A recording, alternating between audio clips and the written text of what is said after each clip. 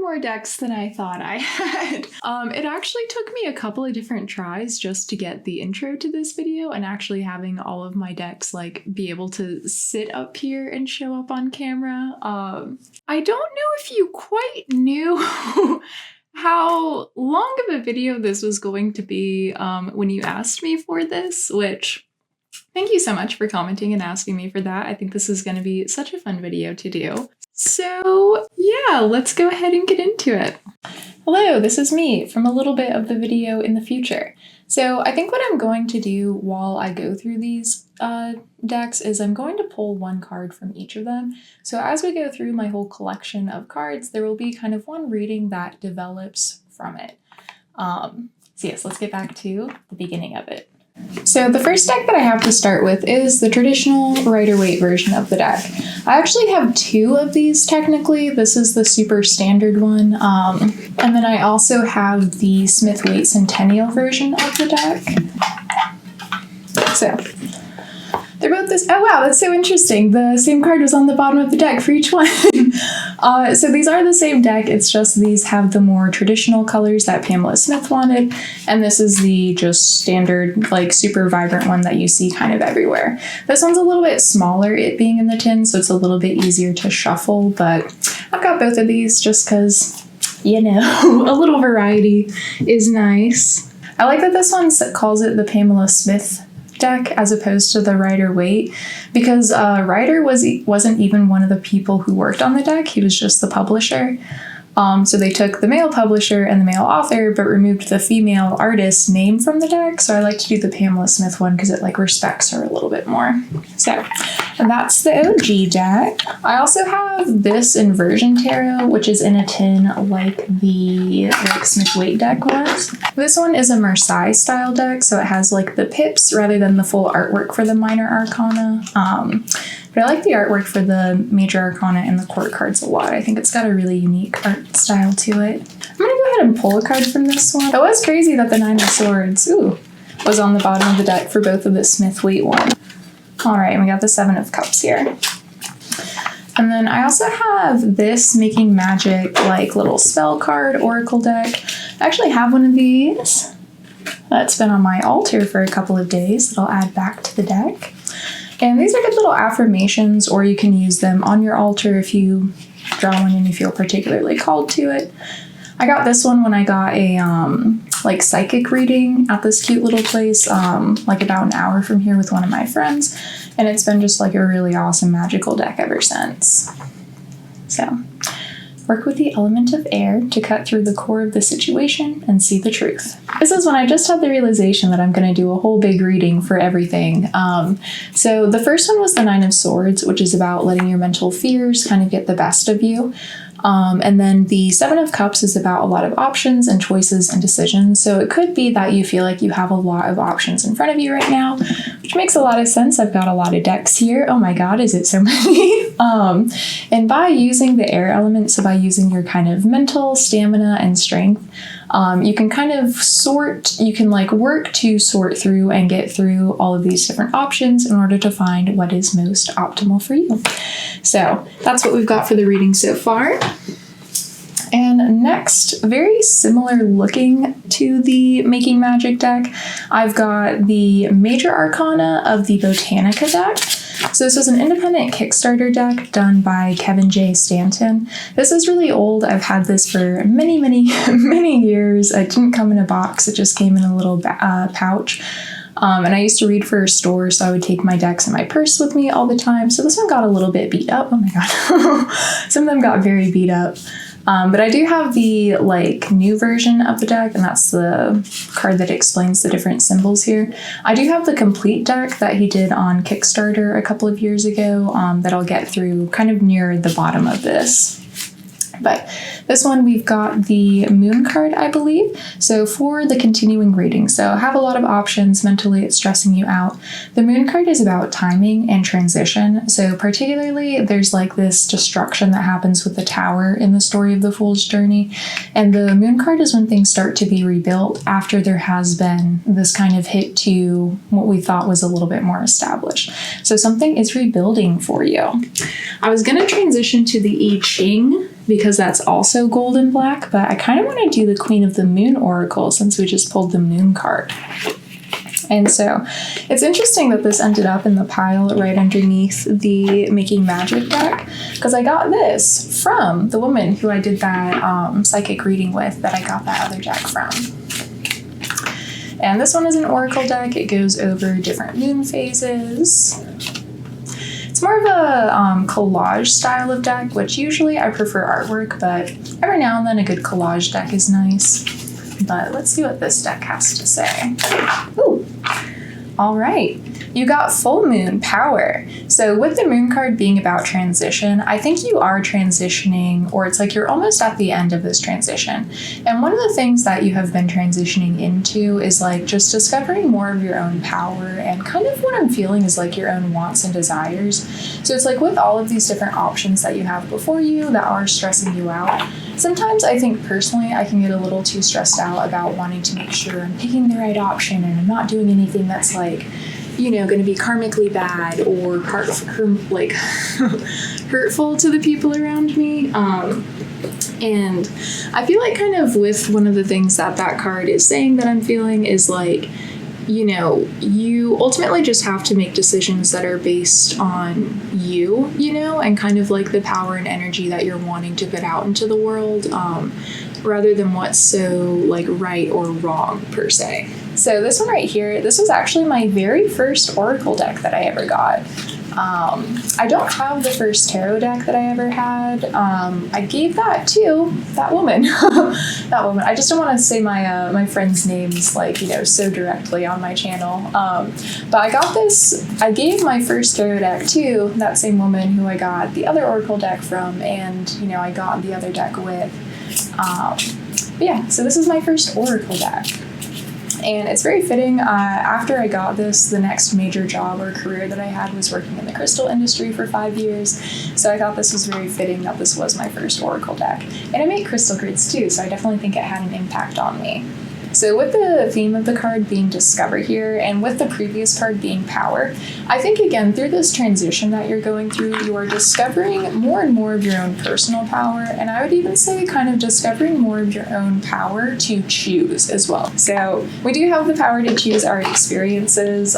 You know, we do have certain things that we do have to experience to learn from, but we always have options, even if it may not always seem like it. So the next deck that I have here is Beyond Lemuria. So this is a really cool deck. This is the, I think, only pocket edition deck that I have, but it has like artwork on one side and then the meaning on the other, which this is really nice. You don't have to pull out the book when you're using it. And all of the artwork is very different, very like, gosh, I don't know. It's very like retro new wave in its own way. Like it kind of reminds me a little bit of like the 90s with like Lisa Frank and like, you know, Bratz dolls and kind of that vibe. But I like this one a lot. Actually, I don't know if I've seen this card, so we're going to pull this one. There's the artwork for it. This one is Starseer. Have you ever headed towards a specific destination, but instead of being where you ended up, the journey was a catalyst for getting you to where you were meant to go? Have you ever felt nothing has worked out as planned, but then it came together perfectly? This card depicts intuition as a goddess lifting us up to see where we are going and the star she sees us in. The journey may not go as planned, but the outcome is better than you thought possible. Let the serendipities unfold. Allow space for unexpected opportunities. Even when the route is not as direct as you imagined, listen to your intuition and know that you have got this. And that's really interesting too for what I was saying about how it's like you do have options or choices, but sometimes there are specific things that we are supposed to experience. So I think kind of for one of the things that I was saying, or sometimes I worry about picking like the right or the wrong option, and I want to make sure I'm doing things that are kind of like correct or, you know, I guess just like in alignment with what my higher self planned out for me, because I do want to respect my higher self and their choices just as I want to respect my own choices as well. But I kind of feel like with this, it's like you don't have to worry about that so much, because the things that you are always ultimately destined to do, the universe and your higher self will find ways of working that into your life for you.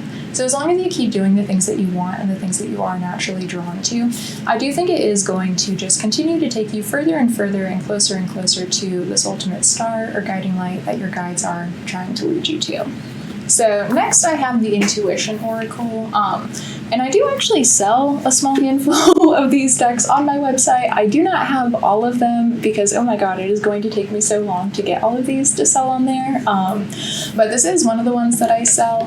This one also has a tarot deck that goes with it, which I do not have on there yet, but they're both done by Monte Farber and Amy Zerner. But this is actually a mother and daughter, which I thought was so cool. I've had this one for a couple of years, but I just got this one recently. And in the guidebook for this, at the beginning, it mentioned that they were a mother and daughter. So it's like the daughter does the collages in the middle, which you'll see in a second, and then the mother does these like ink illustration borders around them. And they both kind of play off of each other a little bit and have their own meanings that they contribute to the deck. There's honestly a lot of symbolism to learn with both of these, so I don't use them as often just because I want to study them a little bit more to give them like, I don't know, the full chance, you know? It's like they really do have a lot of thought put into them.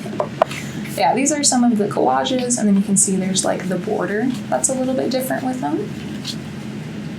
And then these, it just says what the meaning is on the back, and then you have to read it from the booklet, but it does have a quick little affirmation. So let's see.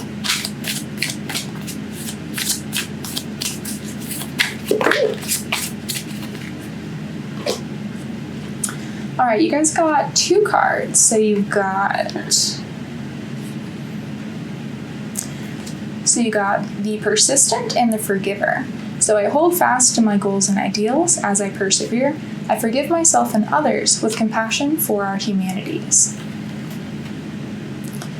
And so with that kind of contributing to the rest of this longer reading, it's like as you continue to push through things, since certain things that are always meant to happen are going to happen eventually, it can sometimes be good to, be able to forgive, we'll say certain situations that did happen, whether it be that you had a part in it or somebody else had a part in it turning out maybe not so stellarly. And it's important with that forgiveness to continue to move forward. Because as you move forward, there's more and more experiences that your higher self is trying to bring you, where it's like if this is your higher self, it's almost like sometimes if you lack forgiveness, it's like you can be blind to what it is they are trying to bring in. And by being able to persist, I think you'll be able to start to see the magic that is coming in for you. Oh my gosh, and that card we just pulled, that's actually the one that's on the bottom of the book here too. I would like to read it from the book just because I talked about it, but I do have a lot of decks to get through, so I don't want to spend too much on this one. But it is interesting that there's like birds in the background of these, and particularly with the air element card that we got, it's something about having to like fly through the air, or like it's like being a creature of the air, or it's like these ideas or thoughts that are going to be coming into you. I think those are going to be a little more divinely orchestrated around this period of time. And so this is the Enchanted Tarot. And as you can see, the artwork is very similar. I think this is a reproduction of a like vintage deck. So it doesn't have the like borders, because I don't think they did that back then. But I will say this deck is very difficult to shuffle. It's longer than most cards, and I like to do the bridge shuffle a lot, and this one is very difficult for me to do that with. You got the Six of Wands! So the Six of Wands is victory! Oh my gosh, okay, so I feel like there's a transition in the reading as we're going through it. So you're transitioning out of this. It's like the energy is shifted. So it's like your guides were talking about this, like, something happened, you're transitioning through this thing. It's building up your sense of courage and power as you are transitioning through this. You have a lot of options and stuff like that. But I think it's like, by integrating everything else that we've been talking about so far, it's like you have a victory that is going to happen for you very, very soon. So very triumphant, very awesome, very exciting for you. Let's go ahead and see what it has to say about this victory with the next one. So we're going to pull from the I Ching deck here. So I Ching is a form of divination that usually uses coins. And it's like you have a head and a tail, essentially. That's like whether it's a like solid, a like yang energy, or if it's a broken, it's a yin energy. And you build it from the bottom up, and they're in these little like tetragrams. And so it's like 3 lines represent one element. The other 3 lines represent the other. And when I pulled the card, you'll see what I'm talking about. It's like the meaning for the card is dependent on that combination. So it's like this one, it would be like, let's see, that one's number 50. So the top tetragram is fire, and the bottom one is wind or wood. So wood below fire, spiritual sustenance. And it's interesting that we have the wind here, because that was like the air element that we had before. And it's interesting that in parentheses, it's wood, because in like the I Ching, or like the 5 elemental system that they use in the East. So in the West, we use 4 elements. So we have earth, air, fire, and water. In the East, they don't use air as an element. They consider air to be the spirit element. So instead, they use fire, earth, water, metal, and wood. Those are like their 5. So it's interesting that that's there. It's like there's this transition from the air now to the wood. So this is going to be a little bit more like we've transitioned from the idea realm, now a little bit more into the physical realm. And it makes sense too, because like wood, which would be plants, they provide oxygen for us. So there is a little bit of that air element. Wood feeds fire and keeps it alive. Without this nourishment, the fire would soon die out. In the same way, people need spiritual sustenance to keep the fire of human spirit alive. The cauldron is a holy vessel into which one places his or her life as an offering to the divine. Such devotion leads to supreme good fortune. All good things proceed from this sacrifice.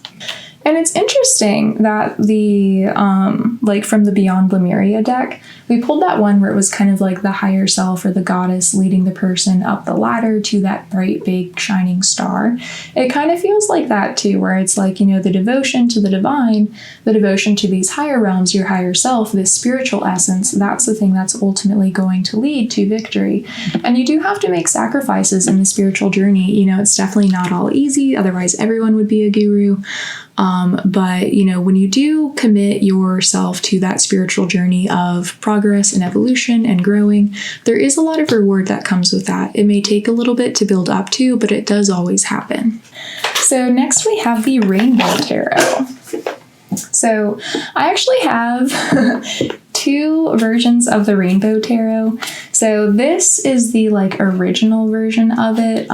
You can't get this one anymore, and this is like the new version of it.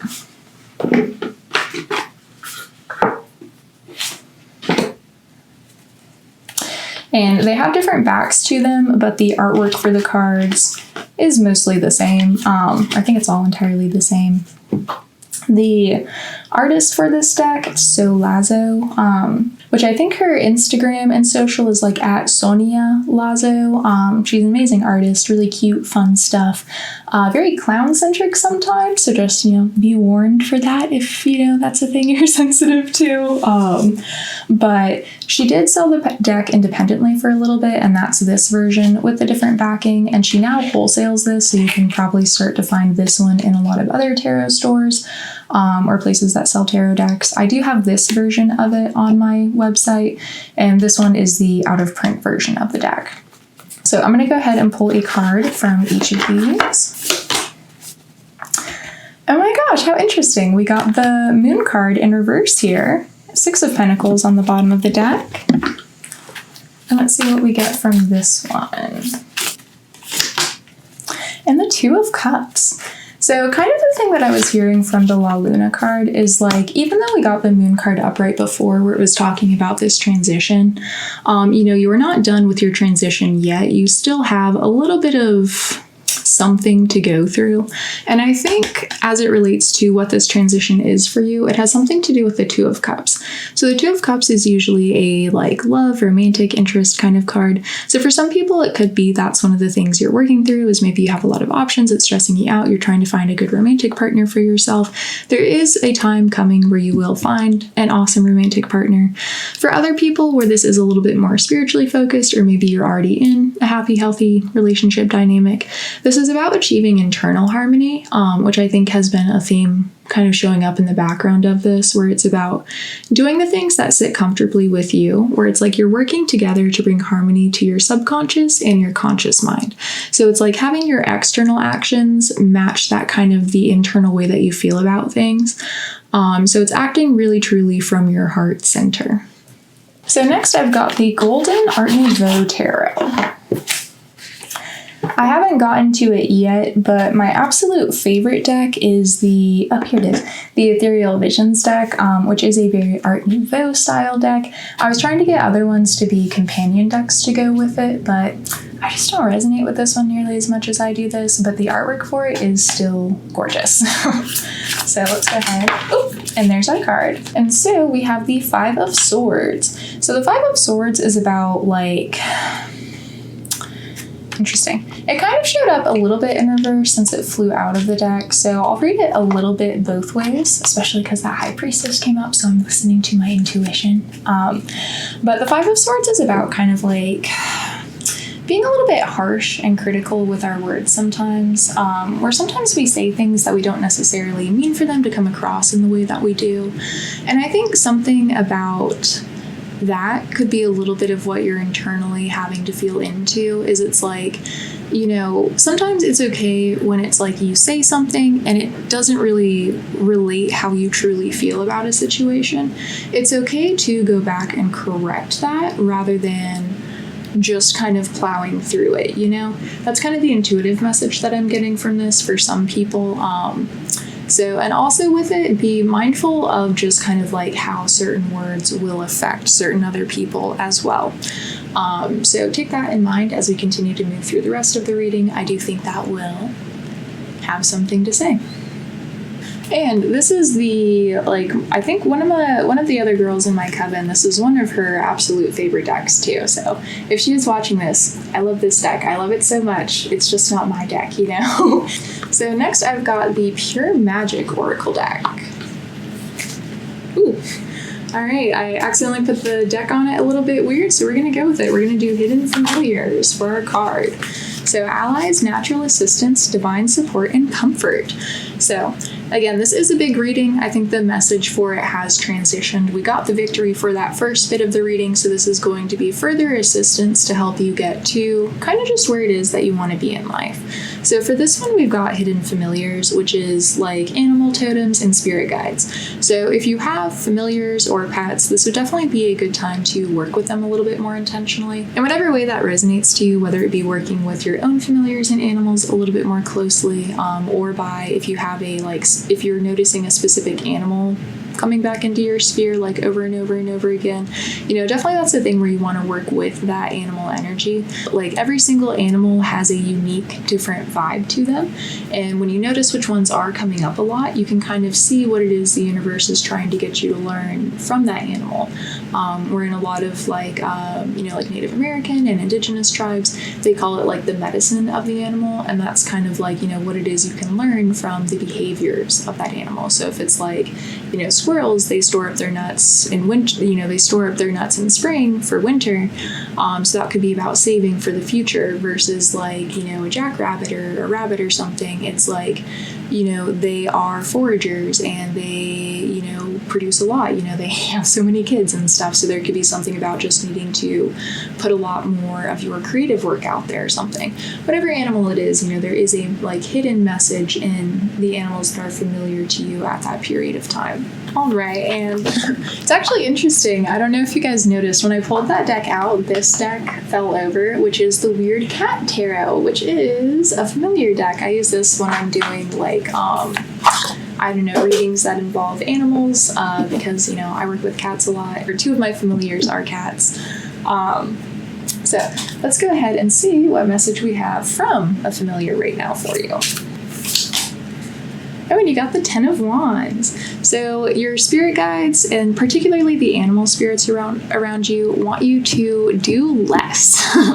So the Ten of Wands is about overburdening yourself, and I think especially with that card that came up in the beginning, the Nine of Swords on the bottom of both of the Smith-Waite decks, I think mentally you're carrying a very heavy load, and I think energetically that is stressing you out a lot, where you feel like you have so much on your plate and so much that you have to do that it's almost like you can't really do any of it because it's just all so heavy. Animals don't do that. Animals don't worry about that. When was the last time you saw a stressed out dog because it just worried that it had so much of its tail to chase or so many different sticks in the yard that it just couldn't get to them all? It's like, it's okay to relax and focus and lighten your load a little bit. There are only so many things that can be important at a certain span of time or within a certain span of time. So I don't know, the animal guides around you just want you to be a little bit more mindful of that. And we'll get another card from the next deck. The next one is the Tarot deck, which I actually have another one called the Tarot deck trademark TM. But this deck here, this is the original tarot deck. This is the Tarot de Marseille. That originally came about in France. Is this upside down? There we go. That's the back of it. I don't use this deck very often. Particularly, this is just another big tarot deck for me. So it's a little bit harder to shuffle. And I also don't like the artwork as much as I do the other decks. It's kind of just a little too old school for me. But it's the original. You gotta have the original. It kind of has a little bit of a historical vibe to it, and for tarot research, I kind of wanted to have just as somebody with a big collection, I don't feel like I have to justify myself. I'm allowed to have the Tarot de Marseille. This is where it all started. I do think the back for this deck is really cool. So let's go ahead and see what it has to say. This one is the Empress. So the Empress is all about just this pure free-flowing sense of creativity and production. It's so how it's so with the previous message from your animal spirit guides where they were saying the Ten of Wands in reverse where it's lighten your load a little bit, it's the Empress is also kind of about having fun. It's she's so free-flowing and giving and expressive, and she just kind of likes to have a good time, and she doesn't really worry so much about the rules and the structure and the order behind things. That's more of the Emperor's job. So I think too, your familiars and spirit guides are wanting you to have a little bit more fun with things. And I don't know, a lot of fun, creativity and, things kind of do start to work out and just manifest when there is a little bit more fun behind it. Personally, I think one of the whole reasons why, source, spirit, God, the universe, whatever you want to call it, I ultimately think they decided to create Earth to have fun. It's if I was an all-powerful being and I had unlimited time on my hands, I would sure want to have a good time about it, And so I think it's kind of we're in a period of time right now where I think a lot of us are learning how to connect a little bit more with that fun, because things got so strict and serious for such a long time. It's everything got so bureaucratic and so rule oriented. And I think as a collective society, we are starting to embrace a little bit more of this free flowing kind of fun energy that can be there.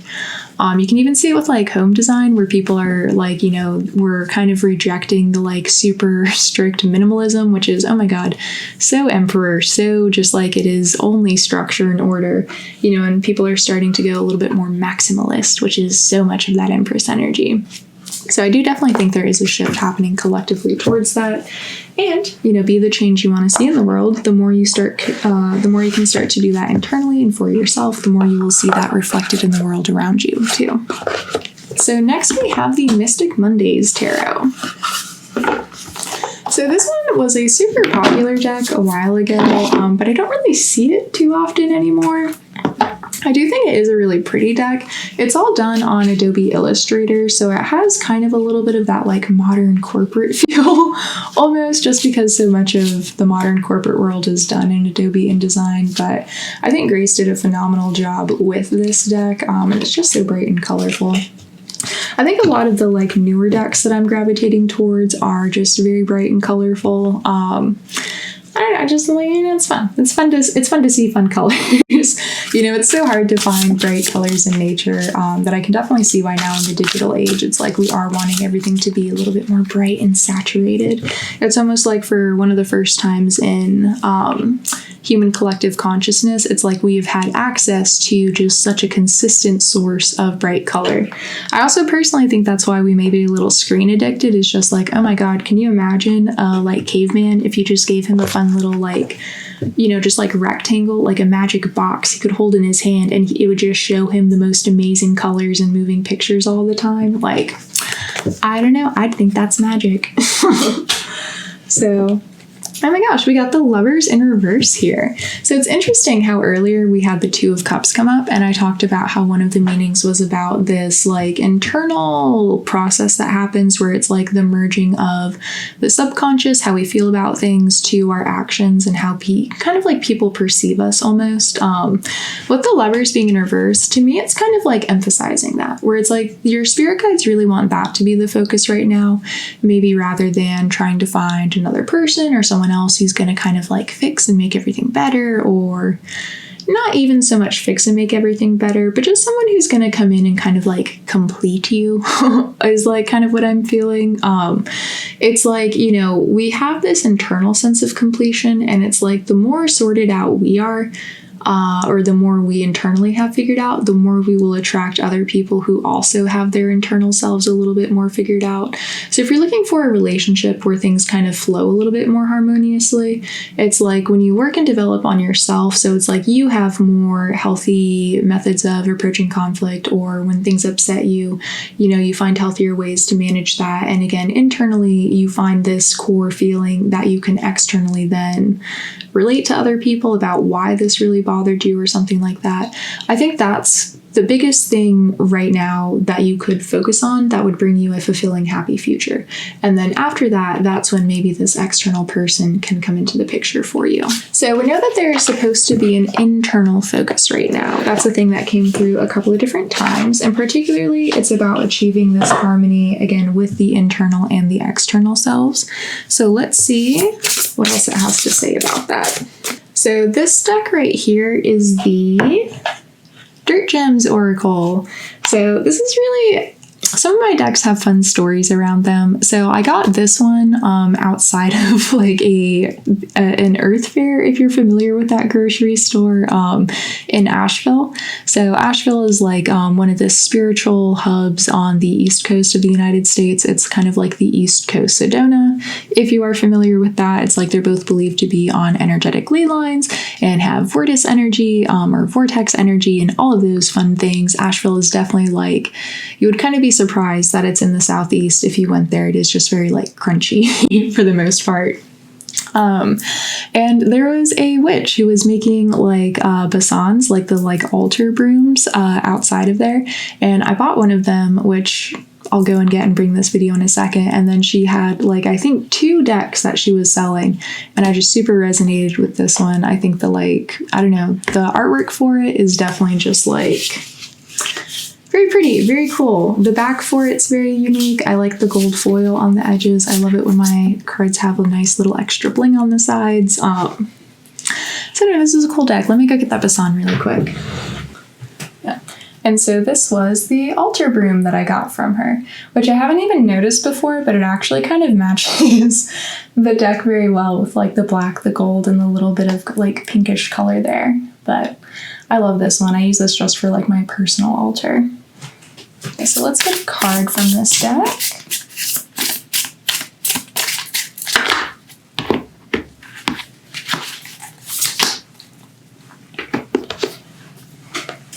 All right, and you got Dogwood. And so in this deck, it's like every single one is a different plant, and they have a different symbol here that tells you what element it's supposed to be. The suit, this one is the amidst suit, which is the element of earth. So there's that to go with it. This one is the loyal. For those who feel hardened by their own history, Dogwood is a powerful reminder of how to learn from what has come before and how then to become something entirely new. Someone not determined by past scars. This is so fitting for the reading so far. This elegant plant ally will help you discard feelings of threat and violation. Dogwood stops the memories from radiating their pain and lets the scars ripple and melt back into the body. Dogwood builds core strength and resilience, helping to build our resolve back by softening the jagged edges of our story of what is, what has been, and what is to come.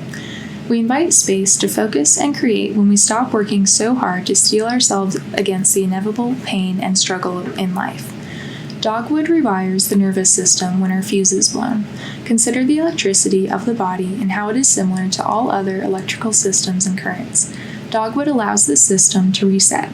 If you have decided that you are a certain way and that you can't undo these ways, that your personality, your surroundings, or your circumstances are who you are, Dogwood is a friend that says, you can be whoever you want to be. You can decide today, I am new.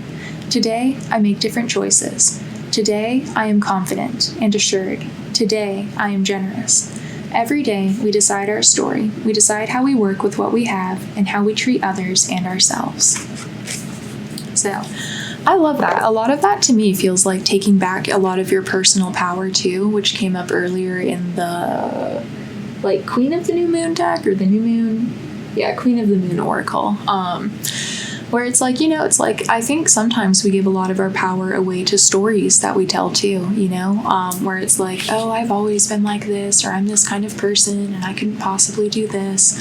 But you want to, right? It's like that internal, that subconscious has that desire for your external, your conscious to match that action.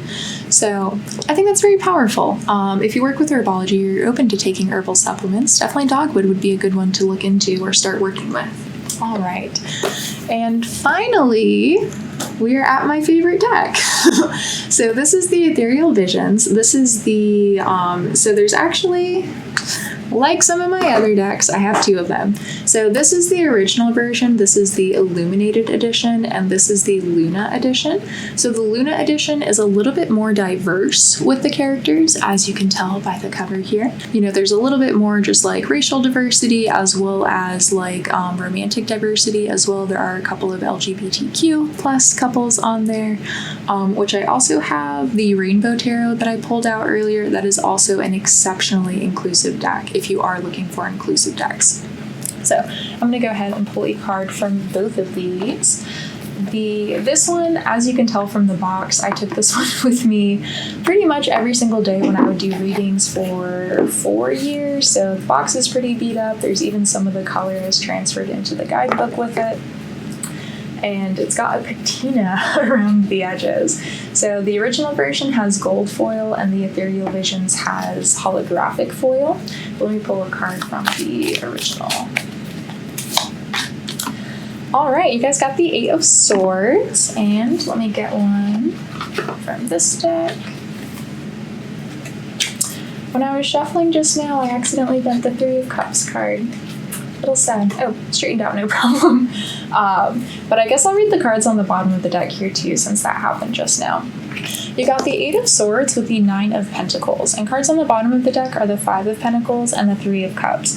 So the Eight of Swords is really appropriate for everything that we were just talking about how we can become trapped with these limiting ideas or these stories that we tell about ourselves. The Eight of Swords is about kind of that sense of helplessness or that feeling of being trapped by all these different things that we've said, all these different ideas that we have about ourselves, because the suit of swords, every sword represents an idea, which is also interesting because the suit of swords deals with the element of air, which again came up earlier. So it's kind of just like not really seeing a way out because all of these thoughts and ideas are kind of trapping you into being a certain type of way. But again, I do think you are working yourself out of that with the Five of Pentacles being on the bottom of the deck. Sometimes, like in tarot, it's like the Tower card happens where it's like we don't necessarily always see how we were doing things wrong until things kind of start to fall apart. But after the 8 comes the 9, and the 9 of Pentacles is all about time of abundance, time of harvest. So I really do feel like you guys are transitioning out of this, again, it's like this perceived way of how you felt like you had to be into one that is more self-serving and more abundant, and one that really allows you to kind of express yourself a little bit more fully. With the Three of Cups that was on the bottom of the deck here, it's like it kind of, again, just has that fun energy to it. Where the Empress that we pulled earlier was the number 3 for the Major Arcana, and she was all about this free-flowing creativity, you know, all of that. The Three of Cups is like this free-flowing harmony between you and the people around you. So I think something about how you were perceiving yourself was getting in the way of you kind of connecting to the people around you, because you felt like you just had to act and behave a very specific way. And so next, I'm actually going to do a card from this one, which is the Dreamscapes Oracle. This is done by the same artist as the Ethereal Visions decks, Matt Hughes. He has a Viking one that I really want to get, but I haven't gotten yet. You know, because I need to add more decks to my collection, obviously. But I don't know. I think the artwork is just so gorgeous. Like, I really think Matt Hughes is an unbelievably talented artist. So let's go ahead and see what this deck has to say. Ooh, and that's our card. So we have Memory. Oh my gosh, okay. My one huge complaint with this deck, just because I've used it so often, is that it does not have these in alphabetical order, and it doesn't have the numbers on the cards. If the book was in alphabetical order, or it had the numbers on the cards, it would make it so much easier to find the meanings for the cards in here. But that's my one little aside. Everything else about the deck is amazing. So I'm not going to read the full description in this one, again, just because I will have a lot of Oracle decks and I'm not going to be able to read all of them fully from the book, but the little short description here is: be mindful of the memories you desire to keep. Let your memories drive your imagination to new heights. So I definitely think for this, it's like the stories that we do hold on to and the stories that we kind of continue to tell people and reminisce about. And reminisce doesn't always have to be a good thing too, you know. Sometimes it's like we have these negative things that happen to us that we can't let go of, that we feel like are still shaping us, that we continue to tell people over and over and over again, and it continues to be a driving factor of our story. And while it's not saying that, like, you know, obviously it doesn't want to invalidate the fact that that did happen for you, but at some point there has to be a kind of transition or like change in the energy where it's like, okay, yes, this happened, but what are we going to learn from that? How are we going to transition out of this? Because it's something negative, right? And we don't want that negative thing to keep having power over us because it was so scary and awful when it happened at the time, that why would you still be putting yourself in that, you know, kind of scary negative mindset by still kind of like allowing it to be a part of your story. And, you know, it does take time to transition out of these things, and sometimes we have to work with professionals in order to heal through these things.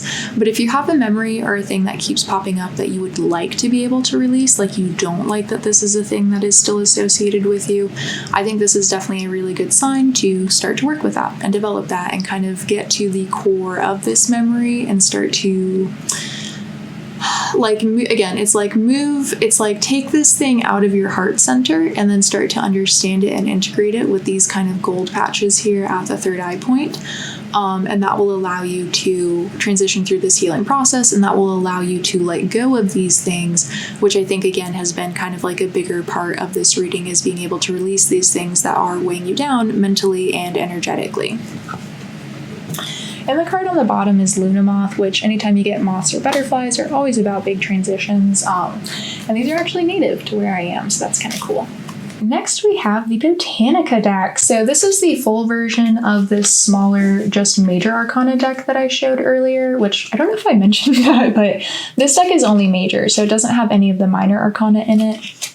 This one is the full 78 card deck that does have all the minor arcanas, and Kevin J. Stanton really put so much hard work and energy into the creation of this deck, where every single major and minor arcana has a different flower in it or a different plant. You know, they're not all flowers. And he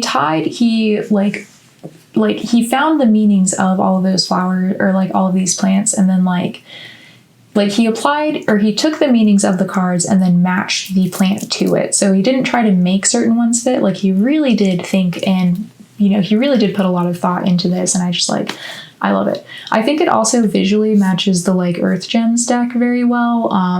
And I don't know, I just think they go very well together. So, all right, let me go ahead and get a card from this one. All right, and you got these 7 of coins or pentacles. And I got this deck on Kickstarter too, so it came with like this really big tin, like an altar cloth, a like pouch and stuff. It came with a lot of cool stuff.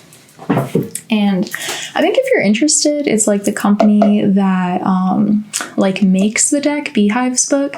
I think they still have some of the like Alchemist packages on their website if you are interested in getting like the full thing.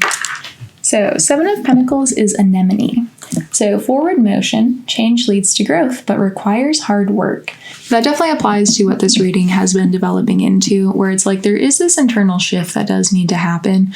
And it definitely can happen as long as you are continuing to move forward, but it's definitely not going to be without work. So it's like when we do have to work through these wounds and traumas that we accumulated throughout our lifetimes, and we have these limiting stories that we have told ourselves for so long, it can take a little bit of work to dislodge those and rewrite new stories on top of those. But I think as long as you are dedicated towards moving forward and you keep having that in the back of your mind, it will allow you to progress and continue to move forward. And I love the artwork on the box too. It's like he put so much detail into this deck. I love it. I cannot recommend it highly enough. There was also an issue when this deck first came out where some of the decks had a similar issue like I showed you to the like the the major arcana deck where some of the like black came off. So they sent me a whole nother deck because mine had some of the black scratching off. So I don't know, I've got 2 of these. I should definitely use this one more because of that. I just feel so bad. I don't want to use this one because it is so pristine and perfect, but I forget I have the kind of like scratched up version sometimes. So I'm going to keep this one out. This one is the Angel Number Oracle. This is one of my newer decks that I recently got, and it is one of those ones that is so bright and so vibrant and so fun. I love it. It's a little bit more modern, so it's a little bit more simplistic with the symbols on it, but I love the colors. So let's go ahead and see what this one has to say. It is all based around numerology, and it puts the book in numerological order, so it makes it so easy to find. But let's see. Ooh, this one slid off. We'll take that one, and we'll take another one too. Okay. Ooh, okay, so we got purpose and faith. So it's interesting that the purpose card was kind of in reverse. Oh, and abundance. Okay. So I feel like, again, it's like with me turning it around and a lot of the rest of this reading, I feel like one of the stories that you may have been telling yourself is like, it's like it has something to do with your purpose, but it was said just a little bit ever so slightly out of alignment. And so there's kind of this need for you to take faith that this is still the thing that you're supposed to be doing, but just kind of course correcting a little bit. It's also really interesting that they both have this same symbol here in the middle. The guidebook actually has a like little key for what the different symbols are. So I'm going to see what that one means. And so both of these are the moon, which is spirituality, universe, and inspiration. But again, how appropriate that we got the moon card, like the major arcana card that's shown up twice in this reading so far. And I pulled 2 cards and there's 2 of them here. It's actually really interesting that before I pulled from this deck, I stopped to say like, oh, I love how much this reading is feeding into each other because it's so synchronistic, you know? And it's the numerology deck where it's all about angel numbers. So having the moon card show up twice and having 2 moon cards here, and both of these are kind of doubles where it's like the 7-7 and then the 10-10.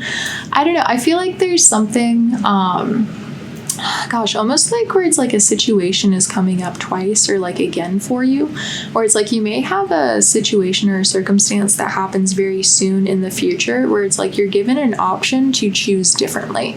It's like if you made a choice or a mistake in the past, it's like you're being given an option to correct that or write that for yourself. It's like rewriting a part of your story. So, and I think that could also be a way for you to take power back for yourself as well. And I do sell this one on my website too if you're interested. So next I have the sacred symbols. Sacred Symbols Oracle deck for divination and meditation. So I've got a couple of Oracle decks where they're very simple. They just have like one word and picture on them. The Angel Number deck that I just showed you is one. The Prism Oracle is one of those as well. Where they're a little bit more simple, but that gives you a little bit more room for interpretation sometimes, or as a clarifying deck, I think it's really nice. But if you're trying to get a longer reading out of it, I think you definitely need to pair it with something a little bit more complex, like a tarot deck or an oracle deck that has a lot more just to the booklet and the actual messages. But let's go ahead and get one of these. And you got Home. So for some people, it could be that, gosh, I feel like this is almost such a cop-out, number 10 here. I feel like for some people, it's like kind of part of the story that you're rewriting is something from your home life. And the reason I said why I feel like that feels like kind of a cop-out is I feel like almost everything ultimately points back to wounds or issues that we endured during childhood, where it's like, when we didn't get enough love or we didn't feel accepted by our community, or whether it be our family or, our peers, like in school and stuff like that, there's usually something that kind of does just set us off kilter at kind of like an earlier age. And in some ways, our home wasn't able to properly deal with those issues, whether they were the source of them or, just unequipped to help you work through those in a healthy way. Or sometimes, wasn't able to make a situation stop. Like I know a lot of people get bullied in school and stuff like that. It's also interesting that it's the number 10 when one of the last angel number cards was the 1010. And the number 10 is all about completion and also the like renewal of a cycle, where it's like a numerology 10 reduces down to 1, which is a new beginning, a new cycle being started. So I feel like for the story that you guys are being like given a chance to rewrite, it has in some way kind of like situated around that home life or that thing. All right. So next we've got the Prism Oracle. So this is the other of those more, I'd say like simple kind of oracle decks here, where the artwork for it is definitely very minimal. The whole premise of this deck is that the different colors have different energies to them, and so the different meanings kind of go along with their colors. So you can work with the color spectrum and you can see which colors and which energies are showing up in that way. We got the love card. Okay, so definitely again and trust. Again, I love that these both have 2 hearts. It's interesting. I actually, just before filming this, I filmed a very short video for TikTok. And it had the trust card in reverse. So I love that. I kind of feel like, I don't know, in the progress of going through this reading, it's just like for the collective that I read for, it's like there's been a shift, where it's like there is a regaining of trust that comes through love from this heart center, like we talked about. So yeah, definitely by letting a little bit more love in and letting your love kind of shine out in all of these different ways, I think that's definitely going to allow you to start to regain trust in yourself and also in the people around you a little bit more too, where it's like when you are able to provide for yourself so fully and completely, you can kind of trust that other people can provide for themselves more fully and completely and can also match you as well. Where it's like, you see how for the trust card, it's like this little rainbow arc on both sides that overlaps with the Vesica Pisces at the heart. It's like this equal matching. So it's like, I trust that I'm going to be here and I trust that you're going to be here. And when we come together, we're going to match in the middle. And especially because I think all the way at the beginning of this, when I did the the Enchanted tarot deck, and we had the Lovers card show up and there were the 2 swans that had their necks in the heart shape in reverse. Again, it's kind of like through the progression of this reading, it's like as we kind of did that inner child healing, we kind of addressed the issues we have around home and that core sense of safety when we were younger. It's like by learning to love ourselves despite of that and learning to love ourselves in the ways that we needed to be loved back then, we can start to regain that trust in love, in our heart center, and in ourselves. All right. And the last for this layer of decks, we've got the Guiding Light Tarot. So this is my newest tarot deck. One of my best friends and another girl in my coven, or woman, I should say, got this for me for my birthday. And I love this. I love holographic stuff, if you haven't noticed. But yeah, the vibe of this is so cool. So, and she got this for me because it has like a lot of like kind of like Egyptian holographic-y, vaporwave-y kind of vibes to it. All right, in this one we got the Ten of Swords. So again, interesting that one of the very first cards we pulled was the Nine of Swords that came up twice on the back of the Smith-Waite deck. So the Ten of Swords is kind of like the completion of that, where it's like if we allow our negative mental thoughts to get the best of us, that provides for this sense of mental defeatedness. Where we had the Ten of Wands in reverse earlier, what was about having to, lighten your load a little bit and take some things off of your plate.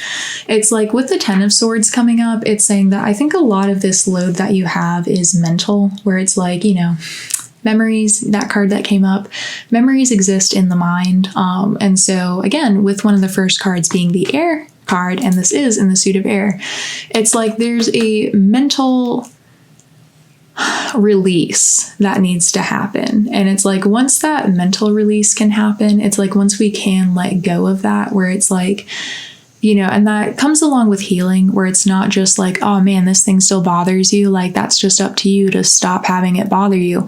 Because I feel like that's kind of how it comes across sometimes when we say that. But the main way that it is it's like it's like this understanding of yourself and kind of like what it is you're needing and what it is that happened and what it is that like the thoughts that keeps having come up in your head.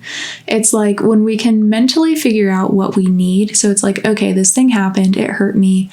What would I need to have this not hurt me anymore? It's like, what would I have to do in order to feel healed? What would I need to feel X or something? It's like when we can figure that out, that I think can help us come out of this slump, and that can help us ultimately release these things that are no longer serving us. But it doesn't happen from just trying to shut it out. It's only by going through the completion of the process. And again, this is the number 10, the 10 of Swords, which we had the 10-10 card come up and then the home card, the 10, come up right after that. So there's a lot of 10s. There's a lot of completion. It's a lot of ending of cycles. And through that ending, that provides for this new beginning. It's like the closing of one chapter or story so there can be the beginning of a new. Where it's like, when you're reading books in a series like, Percy Jackson or Harry Potter or, any of these longer series, it's like, the events of the next book can't happen until the events of the previous book have finished and closed out, because then the stage wouldn't be set for all of these other things to have happen. And so it's kind of like, I think you are approaching the end of a cycle.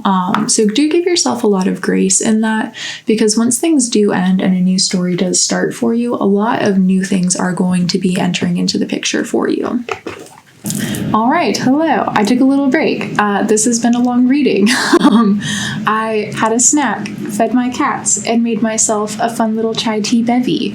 And so, I don't know, with the very last card being the 10 of Swords, and it being kind of about like the ending of one cycle that kind of creates for this next new cycle entering into, and with me reaching the final level of my decks in this reading, I think I'm gonna view for this next layer, I'm gonna view this as a separate reading. So it's like, okay, we've established that there's this healing that needs to take place. We've talked so much about it. I do not have to recap you. So this is going to be like, just advice moving forward, or kind of like a different thing that your spirit guides want to tell you. When I came and sat back down, they wanted me to make that distinction very specifically. So I did that. So let's go ahead and start with some of these down here. So this one is the Dimensions of Light deck. So this is the first one of these that I've pulled. That is by my absolute favorite Oracle deck author, Alana Fairchild. She is amazing. I love her. She is an Australian woman who just, to me, absolutely gets it. Like, there's so much wisdom in each of her decks. And so I have quite a few. I have this one, the Kuan Yin deck that's right underneath it, the Isis Oracle, the Golden Light Oracle, and I think I have one more that I'm not seeing right now. I think thought I had one more. I don't know. If I do, it'll come up. You guys, you'll see all of the decks, don't worry. But yeah, let's go ahead and get into the first of these. So all of that has been kind of like a little bit more like physically what to focus on. What can we work on spiritually is what I was about to say. And oh my god, how appropriate that a card with all of the chakras comes out. And I had a whole rant about my belief on the chakra system. So I don't know, synchronistic. But again, I'm going to leave that in the past. I'm just going to read this for whatever it has to say. And this one is number 37, which I think actually came up earlier. Oh no, that was in the TikTok reading. Whoops. The oracle card that came out there was 37. That's the second time that's come up. So maybe if you feel so inclined, follow me on TikTok, which I will link down below. I do shorter readings over there. They're usually no longer than like 6, 7, 8 minutes at the most, if that's a little bit more your reading style. This one is the unexpected path. So, the universe has a knowing that we as humans cannot possibly comprehend. At times, our path will move in unexpected directions as the greater guiding intelligence of the universe unfolds, carrying all beings, including us, along for the ride. Although the unexpected twists in life may evoke curiosity, they might also evoke anxiety. When life isn't going in the direction you want, take a moment to consider that the universe loves you and is nurturing your spiritual fulfillment. You don't have to fight against life to have peace and happiness. Let go of what you think you need and open up to the blessings being sent to you now. There is something better on the horizon. So, spiritually, what you need to focus on is that there's something new on the horizon for you. Maybe even a new way of thinking about your energy outside of the chakras. But again, that's my little personal soapbox aside. I think I will make a full video about that if you guys are interested in that, so we can have a discussion there, and it doesn't have to take away from this reading, So, there's something new on the horizon for you. And because I asked what you guys needed to know spiritually, I do think there is going to be a new kind of spiritual something to explore that's going to be coming in for you. Where I know, at least for me personally, I love stuff like this. I think energy work is just one of the coolest things that we can possibly do. It just is magic, it just feels so magical. And so, I don't know, it's fun when there are new things to explore, where it's when you start getting into yoga a little bit more fully and you feel it, or you're starting to do tarot and you kind of feel it a little bit more. I feel like there's going to be something coming in that you just kind of feel into a little bit more, and that really is going to help grow and progress your spiritual path. All right, so next we have the Citadel, a fantasy oracle. So this is one of the other ones that I do sell on my shop. Oh, this one is so cool. This one has such awesome inside of the deck artwork, where it's the box. Ooh. The box is very nicely decorated, even on the inside of it. And the cards are super fun shape too. I like the kind of octagon shape. It makes it easy to shuffle. And so this deck is separated into kind of similar 4 different elements that you can see on the little triangle sign down here. And they actually have to do with different positions in the city. It's this whole deck is the citadel. So it's there's a city and there's different levels to this city, and different characters or archetypes exist in different layers of the city. So I think that's kind of cool. This is also a deck that is supposed to be, or was written to be used with tabletop gaming as well. So if that is a thing that you're interested in, this could definitely be an awesome deck to get. And if you want to support the person whose video you're watching, you can do that off of my website. But let's go ahead and see what card this deck has to say. So you guys got the Alchemist. So balance, invention, and destruction. So it's really interesting. There's a show called Full Metal Alchemist. If you know, you gotta watch Brotherhood. There's 2 versions of the show. The Full Metal Alchemist Brotherhood is the complete version of the series. So if you are gonna watch it, highly recommend watching that one.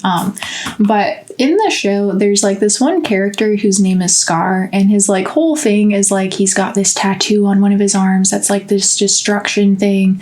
And then it's later on in the series you find out about his backstory, and his brother was an alchemist. That's actually not why it's called Full Metal Alchemist Brotherhood. It's there's a different set of brothers who are the main characters, but I digress. And he has this arm where it's the sole function of it is it destroys, and then his other arm fully rebuilds. And that's such a big part of the process of alchemy, is destruction for rebuilding. So to circle back to the chakra thing, it's if you want to work more with a specific, your actual energy system, you kind of have to destroy the false, the kind of thing that is not super correct, in order to rebuild something that is a little bit more grounded in reality. Where it's not that the chakra system is not grounded in reality, but it's like if you look at the actual intention of its purpose when it was used back then, it's not the same purpose that we have today. And it's like, it's like when we find these areas of our life that are not serving us anymore or they are incorrect, there's a lot of power that goes into the destruction of what we once thought, so that way we can use that same energy or that mental space in order to rebuild for this new thing that is healthier moving forward. And I promise I'll stop referencing the chakra thing after this, unless it has it come up again. And even for me personally, when I did learn about that, it's like it did take me a little bit to adjust to it, just because, I'd work with crystals. That's how I learned to understand what the different crystals like meanings were, was by learning what color was associated with which chakra, and then what kind of like energy that brought about for us. But again, I think the kind of more correct version for me is just by aligning that with like the different rays of light, which again exist and have power and energy, but they're not just anchored to specific parts of our body. Oh, but with the chakra thing aside, it's like, I do think I put the deck up and then I realized I probably needed to refilm this a little bit more off my soapbox. With the other card being like there is something spiritually new coming into the horizon for you, and with the destruction and rebuilding that was kind of happening there, it's like do allow different structures or things or ways of doing things to fall away when they are no longer serving you. Sometimes it's like, our spirit guides give us training wheels on our bicycle of life, and sometimes we need to remove those training wheels because it's not technically the correct way of doing things. Like, yes, it's a way or a method, but if you want to develop more fully, like if you want to start doing BMX tricks and stuff, you're not going to see any of them with training wheels on the side of their bicycle. Next up, I've got the Shadowscape Tarot. So this one was really interesting. I got this for one of my friends who is one of the other people in my coven. I've mentioned one of the decks that I shared with her earlier, the Golden Art Nouveau Tarot. So I got this deck as her very first tarot deck, and then my husband actually got this deck for me years later, and he didn't know that I got that deck for her, so that was kind of cool. So let's go ahead and see what this deck has to say. You got the Three of Wands. Okay, so definitely a really big kind of, again, journeying, moving away from things that are established. The Three of Wands to me is kind of like a planning card where it's like you're on this journey, you're moving forward. The Two of Wands right before it is picking which general direction you want to head in, and then the Three of Wands is picking which specific path you want to go down. So it's like if something isn't working anymore and it's like, you want to do something different, it's like you do sometimes have to plan out, okay, well, this is what I want to do. So let's say you tried to get into tarot and tarot just super did not work for you, but you want to do some other kind of divination. You could look into doing the I Ching, which is, one of the decks I had earlier, which I told you is a type of divination that uses coins in the Chinese tradition. You could also decide to get into runes, which I've got a little homemade rune set right here. I made the box for it too. I used to be an artist. I also have sorry, I just want to show this off a little bit. I painted this box that I keep a lot of my crystals in. This was a box that I got a backpack in forever ago. And I love this. I just think this turned out so good. And I didn't mean for it to both have flower themes, but they look so cute together. But it's like you can pick a specific path for what it is you want to do moving forward, and that can give you a sense of direction moving forward. So it's like, you kind of have something that you want to like aim towards, and it gives you like I said, just like a sense of direction. Okay, so next I've got the Torah in the Tarot deck. So this one is apparently now a limited edition version of the deck. I follow the guy who made this on Instagram. And so if you actually look at the High Priestess card too, in the Smith-Waite version of the deck, she actually has a scroll that says Torah on it. And the Kabbalah is originally a Jewish tradition. So this is a Jewish deck. So what it does is it kind of relates different cards in the major arcana to different stories from the Torah or the Bible. And so I personally grew up Christian, so I am familiar with a lot of these stories. So when I followed him on Instagram and I saw a lot of what he was saying, it resonated a lot with me. So I bought his deck. And apparently this size or this edition of it he only did like one printing of it, and he is making a smaller version of the deck now. So this is another collectible deck that I have. Anyways, let's go ahead and see what this deck has to say. All right, and we got La Papesse. So this is the High Priestess. So it doesn't say it on here on this version of the deck, but that is the Torah that she is holding, so that is kind of appropriate that we get it for the Torah in the tarot card. So let me go ahead and read a little bit of that from the book. This is the High Priestess of Israel, the prophetess Miriam. Miriam means mistress of the sea or bitter sea. As a young girl, Miriam possessed the gift of prophecy and foresaw that her parents would give birth to a leader who would free the children of Israel from bondage in Egypt. It was Miriam who pleaded with her parents to have another child despite Pharaoh's command that all male Hebrew newborns be thrown into the waters of the Nile. And it was Miriam who watched over baby Moses as he floated down the Nile in a basket. It says there is a Torah scroll, and it's open to the Song of Sea. So on her lap is a prayer book open to the Song of Sea, which is recited as a daily prayer of faith and gratitude. Sing to the Lord, for he has triumphed gloriously. Horse and rider, he is hurled into the sea. And that's also kind of like a bit from the story of Egypt with Moses, where there was the closing of the Red Sea. The marks on the prayer book are an ancient version of the Hebrew letter Mem, a pictograph of waves on water. Mem is the first letter of Miriam and of Mayim, water. In her clothing is a large red V for the parting of the waves of the Red Sea, like I just said. So, yeah, there we go. It's like, I kind of think one of those things is like, your intuition, I think, is trying to lead you to new, more full ways of understanding things that will ultimately help you grow and progress on your spiritual path. And it's like, in the story of, Exodus, with like Miriam and stuff like that, and Moses, it's like, she did follow her intuition, and that led to this huge, wonderful, amazing story where it's like, you could say the whole book of Exodus wouldn't be here without Miriam. So it's like, by following your intuition and maybe these smaller, more subtle things that you may not understand now, but you have a strong feeling in your intuition about, it will ultimately pay off for something later on down the line. All right, next we have the Star Spinner Tarot. So this is another one that just has such a cute box. Like, I love it when people put a little extra design into the box. That just makes it so fun. But this is another inclusive deck. So it has 4 different versions of the Lovers card. They have one that is straight. They have one that is 2 women. There is one that is 2 men. And there's one that is, I think, like a woman and a non-binary person. But besides the point, there is a lot of inclusivity with it. And so because of that, personally, I like to use this deck a lot for love readings just because I keep all 4 versions of the Lovers card in there. But you can also just pick one if you want to be a little bit more structured with the original, deck order, I guess. The more love, the better, So let's go ahead and see what this has to say. We didn't get one of the Lovers, that's fine.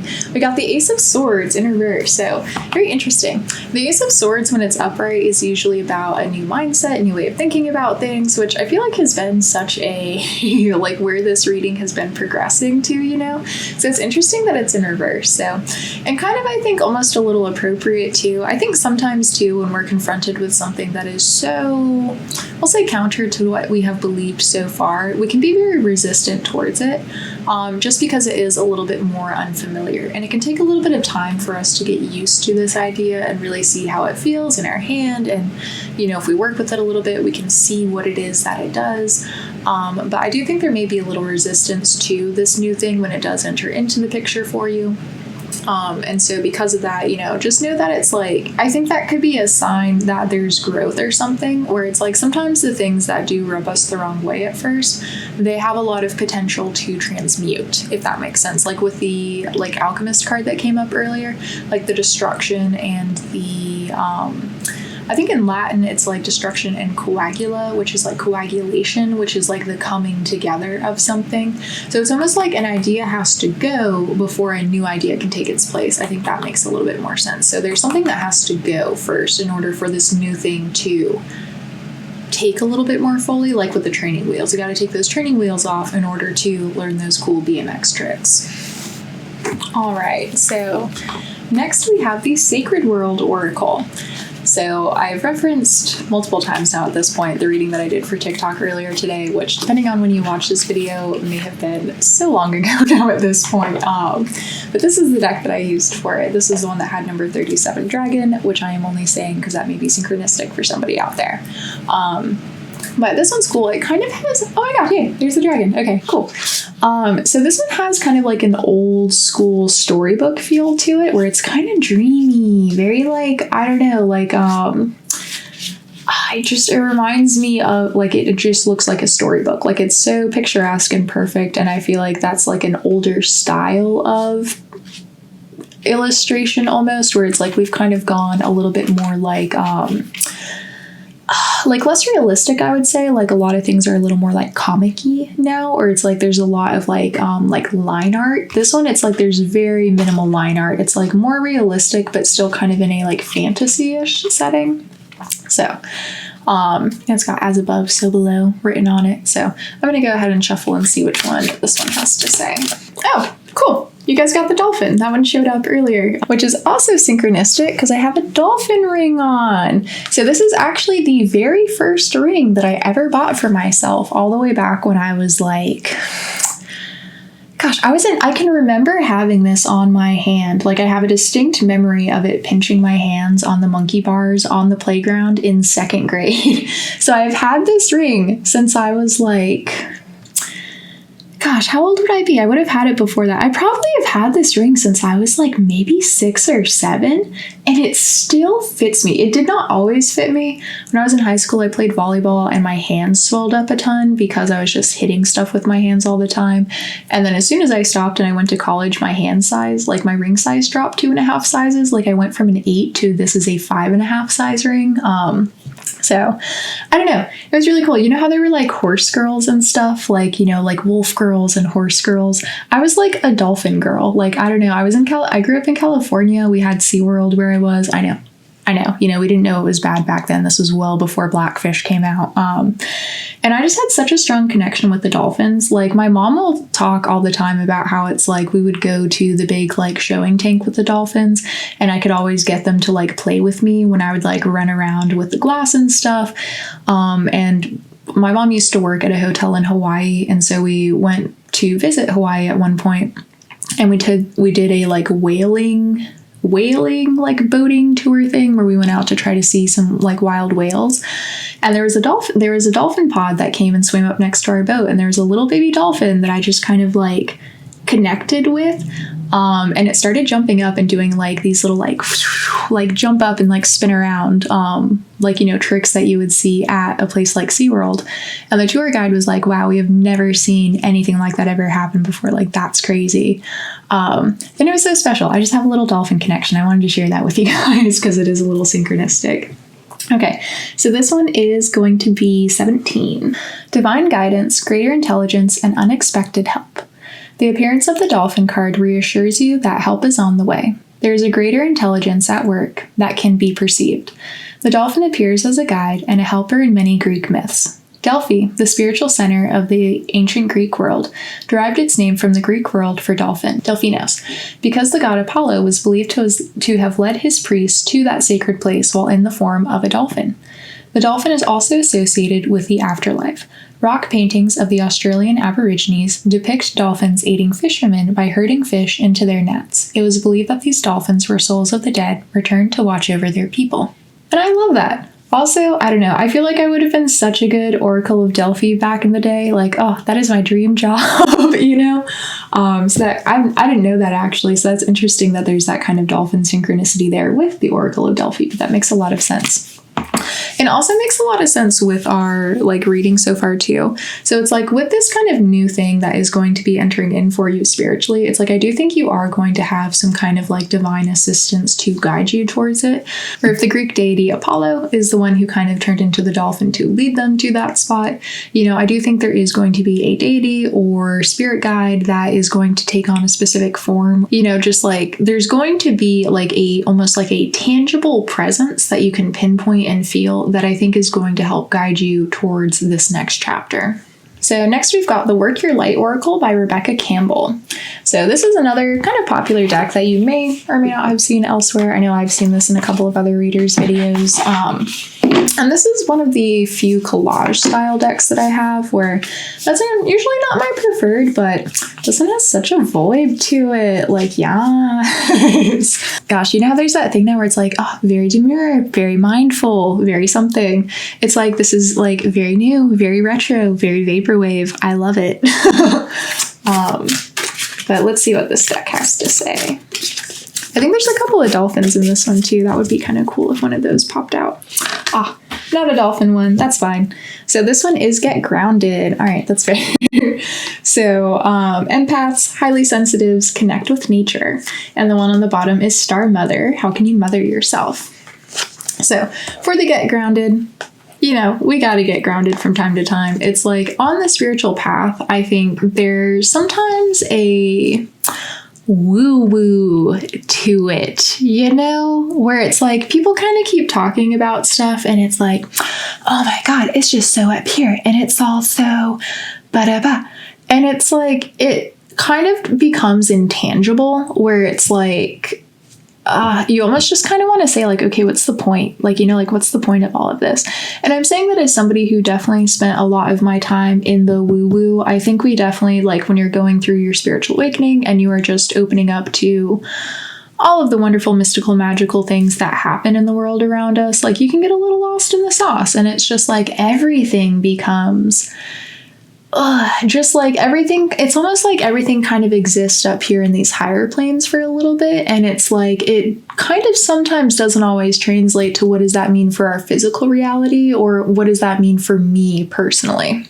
So for this card here with the Get Grounded, I think there's definitely like one of the reasons why I think your spirit guides are having you take a slightly different approach to your path is because they want you to come back down to earth a little bit. It could be that there's some part of your practice that got a little too up in the woo-woo and they're wanting you to bring it back down just to reality, to application, where it's like, yes, as above, so below, but what's the so below to this as above? You know, it's like, if this is what's happening in the higher realm, what does that translate to down here on the lower realm? Or I know for me personally, even recently, it's like when I would be doing some of my tarot readings, it's like I would talk a lot about the meanings of the cards, but not kind of how that practically applies, you know? And so I think that's the differentiation here is like your guides want you to have a more practical application of something, and that will help ground this spiritual practice. And that's kind of why those training wheels are needed to come off a little bit, is because it's like they're wanting you to see it's like the ground that's underneath you, because it's like there is something very solid and real to this and you can work with it in a more tangible way. And I will say though, even though I didn't get the dolphin, I did get a You Are the Oracle, and it did have the Oracle of Delphi, so I am going to take that. Okay. So next, we have the White Newman Tarot. And so this is another diverse deck, which I didn't even realize when I first got it. Not mad at all.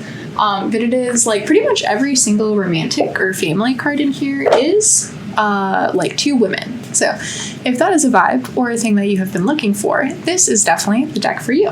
It's a really pretty deck. It does have 2 additional major arcanas in it, as some other tarot decks do, like the main one that I use, the Ethereal Visions deck that I mentioned earlier. It's like, okay, little side tangent with tarot. So when they're printing playing cards, they print them in sheets of 10. And so because tarot is 78 cards, you will a lot of times see kind of like these 2 extra spare cards floating around with decks. And so some decks will do like just blank cards or some other random thing with it, and other ones will kind of take those and make 2 new like major arcana cards that they integrate into the deck. This one does that. It has like a white Newman and a black Newman in it, which I just think is cool. It's like very pretty artwork for the deck too, very vibrant, very saturated. Ooh. And yeah, it's really cool. All the different suits have kind of like overarching color palettes. So it's like all the cups are very blue, all of the swords are kind of like this tannish, grayish color. Pentacles are very green, and it's just a really pretty deck to work with. And especially if you are a little bit more like, not like color focused, but like colors stand out to you a little bit more, this is a good one to kind of play around with what colors are showing up. All right. And it has the King of Swords in reverse and the High Priestess on the bottom of the deck. So it's interesting because we had the High Priestess come up earlier with the Torah in the tarot book, or deck. And so it's like almost like, so the King of Swords is about like this mental understanding of something, whereas the High Priestess is about this intuition. So again, it's kind of like as you are grounding this thing, and remember, we had the Ace of Swords in reverse earlier too. So it's like there's some kind of mental understanding that you have about something that I think may go against your intuition a little bit, that your guides are wanting you to flip. It's like they're wanting you to trust your intuition just a little bit more fully about this in order to kind of achieve some new understanding. Where again, for me, for like, you know, when I first started looking into like the chakras and the energy system and stuff, it's like my intuition really did tell me that it's like you, like, you know, nothing with colors, like you just want the gray, white, etheric kind of energy thing, because it just felt more like that's what energy would look like to me.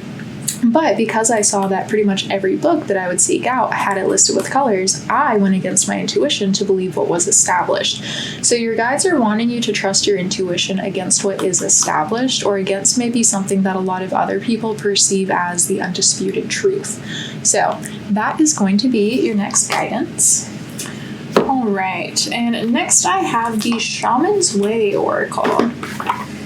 So I've probably only used this deck a couple of times. Every now and then when I'm going through it, I do a little retail therapy.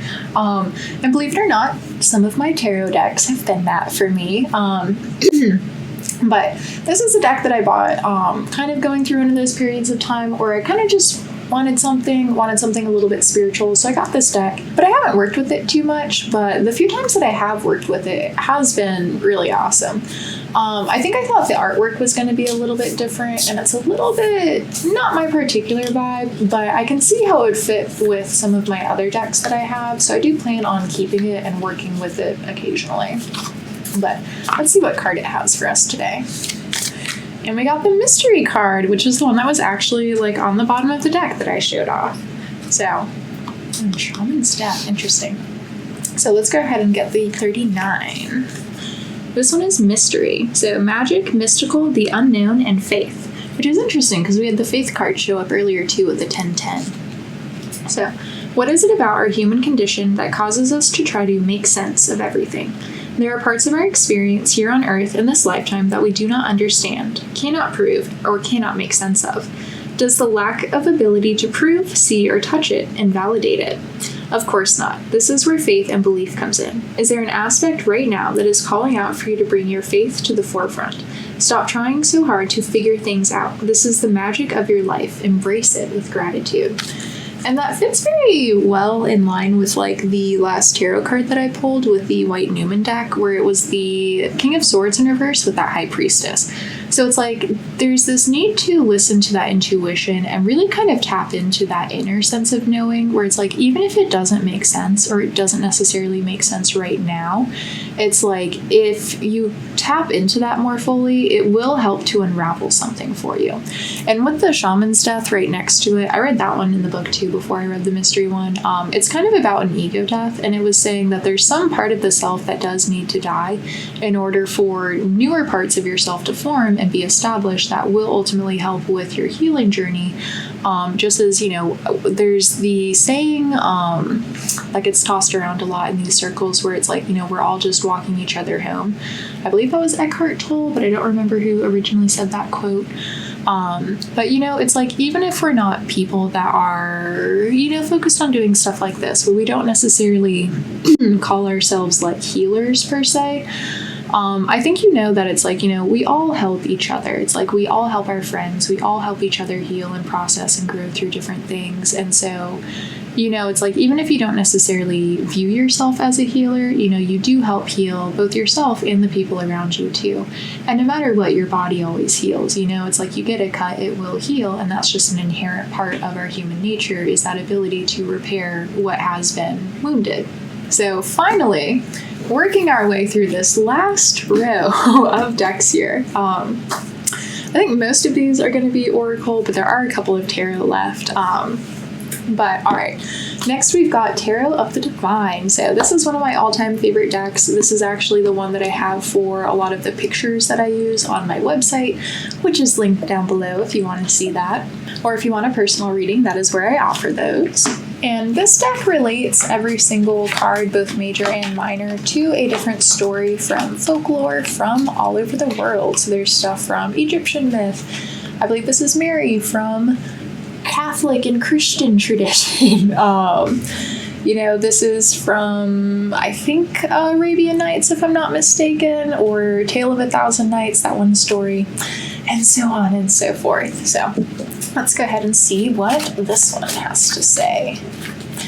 Even just with this deck showing up too, it kind of, or I guess in the, at this point in the reading that it has, with kind of what I was saying about how there are a lot of different ways to look at different things, looking at different cultures and kind of what different cultures believe about spirit and the divine, I think that could also help tremendously on your path. Or a big thing that I believe is like, so much of religion is like that tale with like the blind monks and the elephant, where it's like there's these blind monks and they all are describing an elephant, but they all touch different parts of it. So one touches the trunk and says it must be a snake, and the other touches the large foot of it, the leg, and says it must be a tree, and another touches the tail and says it must be, I don't know, like a pig or something like that, like whatever it is that it says for the tail.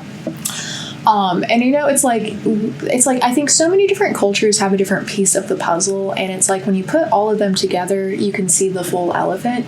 But when we kind of just look at things isolated, you're not really seeing quite the full picture, where it's like, energy makes a lot more sense when you tie it into, like the Eastern tradition with Qigong and stuff, where they work with this physical, practical energy, and it's a little less up in space, kind of like I think the chakra system is for some people, where it's more ideological rather than physical. All right. And you got the Page of Swords in reverse. So let's see what story this one is from. And so this one is an Arabic folktale. And the person in there is Anatolia. So the Page of Swords represents useful intelligence. Princess Parizade used her wit to succeed where others have failed, her optimism intact through it all. She is a harbinger of the new beginning and new ideas for herself and those around her. And their verse is bluntness, cynicism, defensiveness, sullenness, and all talk. So with this being in reverse here, I do think this to me kind of fits a little bit more in alignment with like that kind of King of Swords that we got in reverse earlier, where it's like, I do think there is some kind of like, it's like there is some mental process that is being rewritten here. And so I think part of it has to do with like that bluntness, cynicism, defensiveness, sullenness, and all talk, where some of it could be that all talk, where it's again grounding this thing. So it's taking it from being all up in the air and this thing that maybe was all talk, where you couldn't really experience it and tangibly feel it, into something that is more grounded in reality. I think the biggest thing that will block you from being able to access this is defensiveness, like it talks about here. And I think there's a psychological thing that happens where it's like when we have something that has been so ingrained for so long, we can be very defensive when other people disagree with us or they kind of start to attack it, or it feels like they're attacking it when, and that can cause us to kind of hold on to things a little bit more tightly.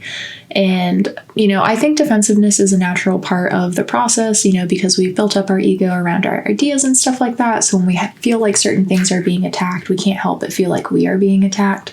But with it being in reverse here, it is, I think, saying to be mindful of that, where it's like, as you do progress and go through this, there will be a little bit of that dissolution that happens, and you will have to work through some of that defensiveness in order to get to the core of some issue.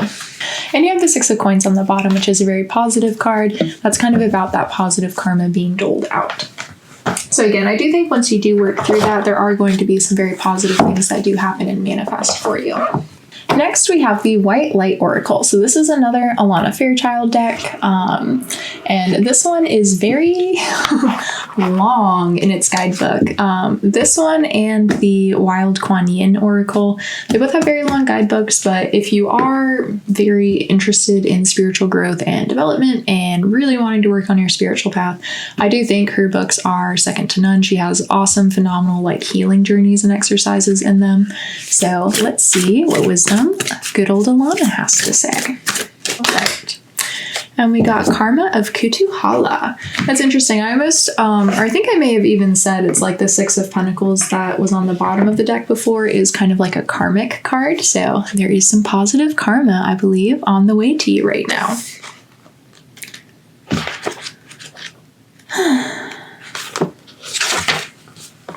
And so I am just going to read the italic section right here, but I'm going to leave this on the screen for a second if you would like to read the rest of these pages. But okay. Your sacred soul passion is powerful enough to shift the state of your inner reality and your outer experience. So commit to what truly ignites your heart and do not be dissuaded by anything or anyone. If you are seeking to make a commitment, do so when it truly connects to your heart. Follow your genuine, meaningful bliss. Know that no matter what appears to be, you shall prevail and you shall arise. So definitely I think this is a lot of optimism for kind of what it was saying was going to be a little bit of the difficulty as you do work through, the dissolution process of this idea that was established into something that is more in alignment with what is true. So you will succeed, you will rise, you will achieve this victory. And next we have Wisdom of the Golden Path. And so this one is the artwork for it. This one is a little bit more like, I would say like Chinese style in like the artwork for it. Like it reminds me of a lot of Chinese artists that I see. But very pretty, very nice. So let's go ahead and see what this one has to say. And this one has Seasons of the Heart. And kind of what I'm intuitively feeling from this is going to be a new message for us. Like I think the other one that we got through with this row has kind of wrapped up. So I feel like this will be the start of something new, which even makes sense with what it is. So spring, summer, autumn, winter, spring, and so it goes forevermore. Accept the changing seasons of your life. There is no need to fear, for your life is simply evolving in accordance with the will of nature and the divine will of your soul. Trust in life's flow and know the universe is a loving and benevolent force. Like nature, your life is a continuous cycle of change. Every season, though different, holds its own particular beauty. Each season has its challenges and blessings, its good times and its sad times. This is simply the way of life. At times, we may be required to let something go. At such time, surrender whatever it is with grace and trust.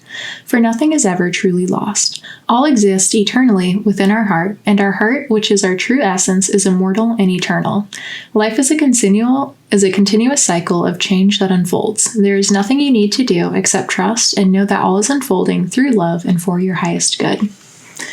And this deck has some affirmations that go along with it, which I like to read these 3 times personally. So I'm going to put these up on the screen a little bit bigger so you can read along with those if you would like to say that 3 times along with me. So, I accept the changing nature and seasons of life. I trust that all is a blessing. All is held eternally within my heart. I accept the changing nature and seasons of life. I trust that all is a blessing. All is held eternally within my heart. I accept the changing nature and seasons of life. I trust that all is a blessing.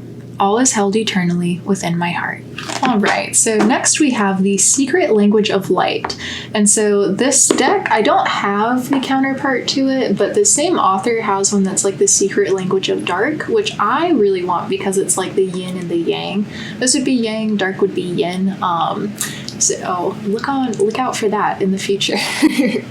All right, so let's go ahead and see what this one has to say. All right, and this one is Variance.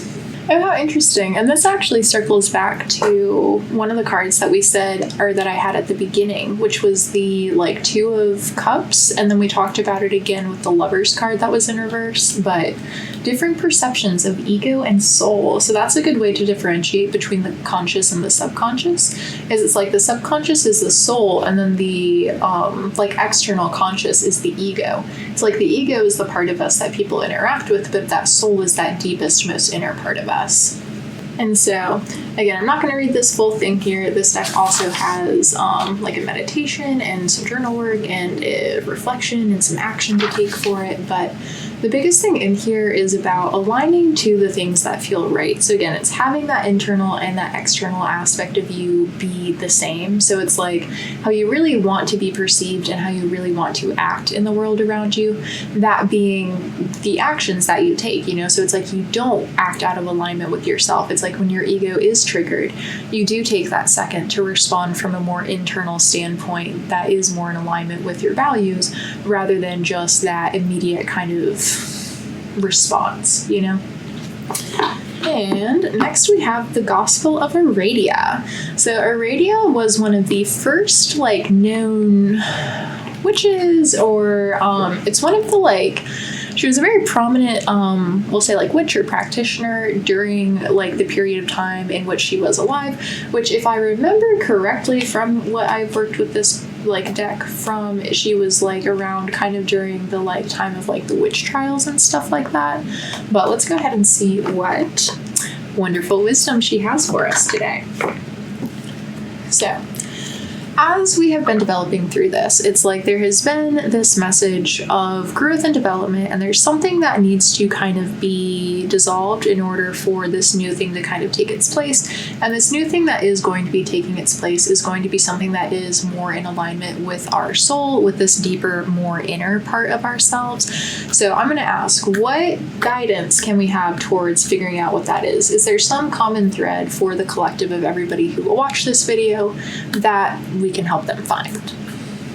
All right, and we got the Union card. So again, Union. So it's like, again, the union of the conscious, the soul, and the ego. So very, very interesting. This deck has some spells to go with it. So let me go ahead and pull that up. Or I don't think it's spell. Or this deck has some like incantations to go with it. So an actual marriage ceremony or a marriage of the minds is near. Without applying pressure, find a way to unite. Take the middle road. Together is better than apart. We are a part of nature, not apart from nature. And I'm going to read the incantation for this. We might hail from a different time or a different place, our skin of different shades, yet our ways they can embrace. A union of perfect halves, the masculine can stitch, the feminine we can flow. And now we have one creation of perfect pitch. And so definitely I think that's going to be the ultimate thing that ties this all together, is like even back to what I was saying with like the blind monks and the elephant, where it's like everyone ultimately has a piece of the puzzle. And this is getting way into some of my studies, but the like very earliest religion that we know of was like Zoroastrianism or I think it's Zoroastrianism. I may be mispronouncing that. I'll put that on the screen here. But when I was looking really heavily into stuff, I was reading the Book of Enoch at the time for like a different thing I was getting into, and there was a part of the Book of Enoch where there was like it's like, you know, the biblical Hebrew God, it's like he was creating Earth, or like, you know, our reality, and it's like it said that there were like 7 angels who didn't show up at the exact time that they were supposed to, and God got so mad at them he shut them away and was like, well, since you didn't come when I told you to, like, you have to stay trapped in here for another like 10,000 years or something like that. And kind of when I read that, it's like, you know, I grew up in the church, you know, it's like kind of like the very angry biblical God, it just like triggers me at this point, because so much of what I know of Source is just like love, you know? But it's interesting. So I stopped reading that, and then pretty much immediately I looked into, it's like, okay, what's the oldest religion out there? Like, I just like, I don't know, I feel like I need to look that up. And when I looked that up, I read this article that was on Zoroastrianism, and there was just in the article, it said very specifically, there was an old cult called the Cult of the 7 Angels. And the Cult of the Seven Angels believes that there are these 7 angels who oversee and protect Earth, and they look over and they oversee it, and they're trying to make sure that everything, like, just like things are flowing out as cohesively as they can be. But one of the big beliefs that that cult had was that they believed that every single religion is correct. They believe that every single person's way of viewing the world is right, but it's kind of only the way that they're viewing it, where it's like, all right, so this is day 2 of me filming this. Thankfully, I caught it really soon, but as I was in the middle of filming, as I was getting to this last little stretch of the reading, my iPad that I'm using to film this died. So I only filmed this one before it got shut off, so I can just redo that one. And then we can finish out this reading. All right, and so next we've got Whispers of Aloha. And so as I mentioned earlier in one of the other decks, my mom lived in Hawaii. I think that may have been with the dolphin one. But yeah, she lived there for 18 years. And so because of that, she loves Hawaiian culture. Me and my sister both have Hawaiian middle names. And when we lived in California, we did go to visit Hawaii a couple of times. So I feel a little connected to it. It's a little part of my history and my story. And yeah, I actually on Duolingo started learning Hawaiian. And one of the first things that I learned was the Hawaiian word, just means from, and that's a part of my middle name. So my middle name is Noelani, or Noelani is how you would pronounce it. No is gift, E is from, and then Lani is sky or heaven. So I am a gift from heaven is what my mom decided to name me. So that's a little bit about me, the reader, and a little bit as to my connection with this deck. But let's go ahead and see what Wisdom Hawaii has to share with us. Oh, and also, if you are interested in some of real Hawaiian culture, I have a video in my so I have a playlist on my channel called Videos I Think Everyone Should Experience At Least Once, and there is one hula video on there, which is absolutely amazing. You can just tell this woman is channeling something, and every single time I watch it, it makes me cry. So highly recommend checking that out if that is a thing that you are a little intrigued with. And so this one here is Strive for Clarity, so stretch and reach for your dreams. And it's very interesting that the card on the bottom of the deck is reflect your authenticity too. So it's continue to strive for your dreams by reflecting your inner authenticity. And actually I was trying to read this upright, but it did show up in reverse, and I am feeling to read the reversal for it. So it's interesting that it's strive for clarity in reverse and then reflect your authenticity upright. So I kind of feel for this, it's as you move into this next phase or chapter of your life, it's more important to remain authentic to yourself than to be understood by everybody. There's a big sentiment that goes around a lot where it's sometimes when you don't fit in with the world, it's you're here to create a new one. So a lot of times if you are doing things that are very authentic to yourself and you are trying to bring about changes or something that hasn't, you're trying to bring something new into the world or do something in a new way, it's not always going to be immediately understood by everybody.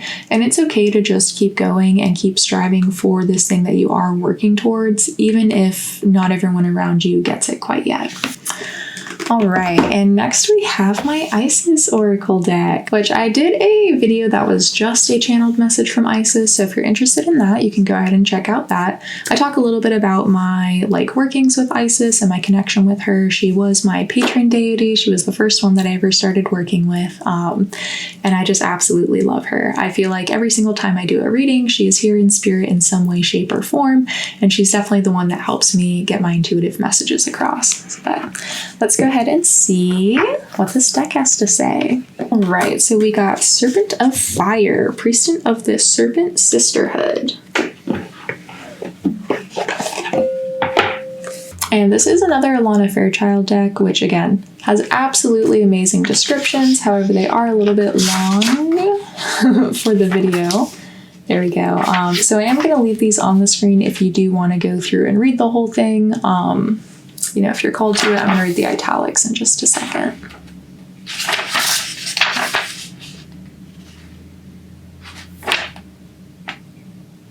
Okay. So, Isis, Priestess of the Serpent Sisterhood and Queen of the Serpent of Fire, guides you through transformation now as your energy field grows stronger and old energies are burned away in the process of your growth. Again, how how confirmative. Like that is just what we have been talking about this whole reading. Trust that you are growing and are more capable than you have been previously. Do not assess your current ability based on past standards, as they no longer apply to you. You are stronger and more powerful now than you have been before. You need to learn afresh what you are capable of, and Isis helps you now. So I definitely think your spirit guides are helping to assist you in this huge growth and transformation that you are going through. The past life present power card came up on the bottom of the deck too, so I definitely think it's like a lot of these spirit guides and energies that you work with could be energies from past lives as well, where it's like, our soul has a story just as we as people have stories, and all of the various jobs that we do and things that we learn help to contribute to our overall purpose and what it is that we ultimately become. So too does the history of our soul feed into what it is that we become as well.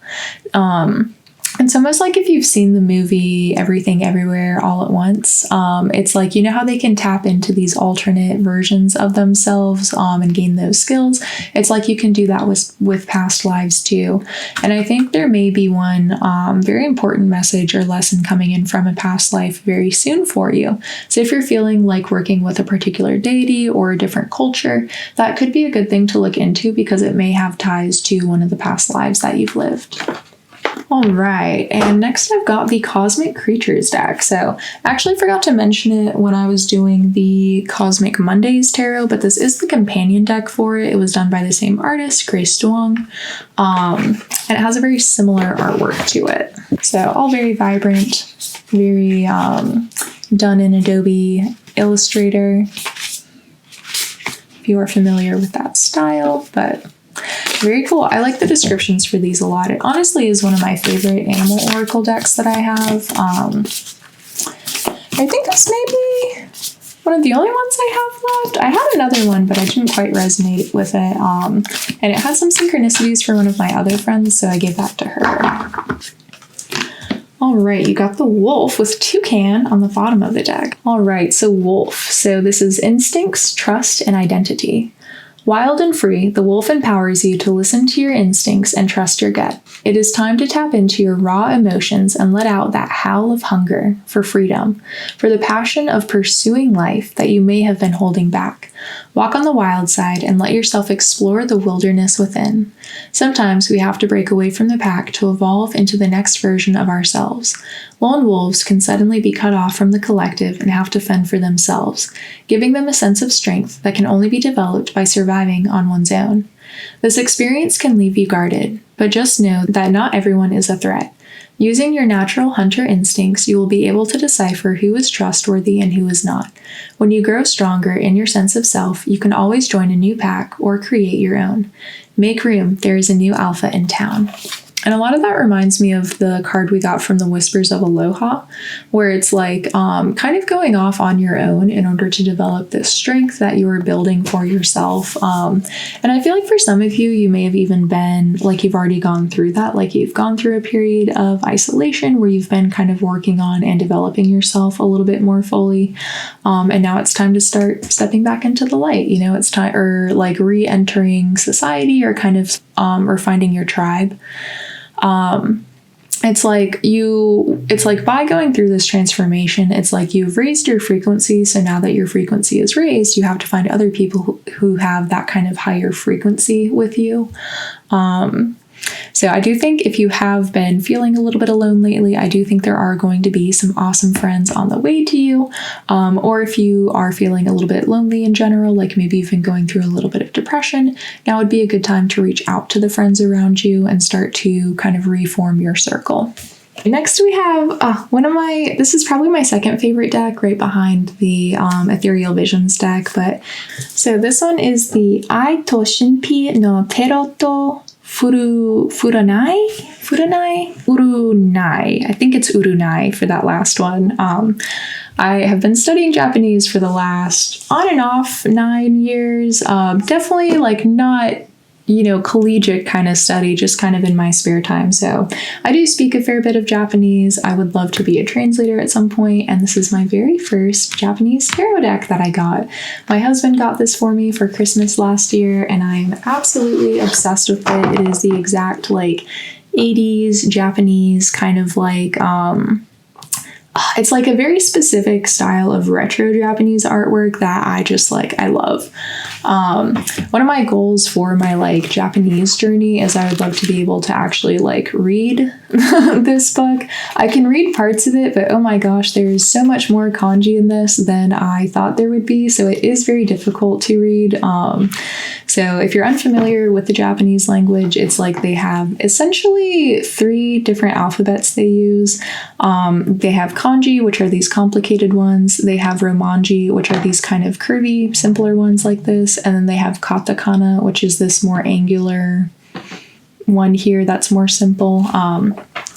And so I know, one of the first things you learn are these 2. And so all of the kanji are basically just Chinese characters. So you have to learn a lot of Chinese in order to learn a lot of Japanese, but it's pronounced differently. So you're just learning the characters. And that takes a while. That takes years to learn all of those. But I am on my journey. I am going to get there one day. I will be able to read this book, believe it. For my little Naruto quote there.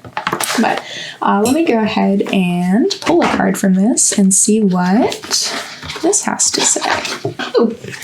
Oh my gosh, okay, you had a card fall out and it was the one on the bottom of the deck. I love that. You got the World card, which kind of how appropriate when this is a deck from a different part of the world. So kind of even circling back to what I was saying with the the card from the Isis Oracle deck, where it was something about a past life. If you're drawn to a different culture, it could be a thing to start looking into because there may be, something there for you this lifetime. So definitely for that, I think it's look at a different part of the world and start to absorb some culture or some of the myths or stories from somewhere else. And I think that the World card too is about the completion of a cycle.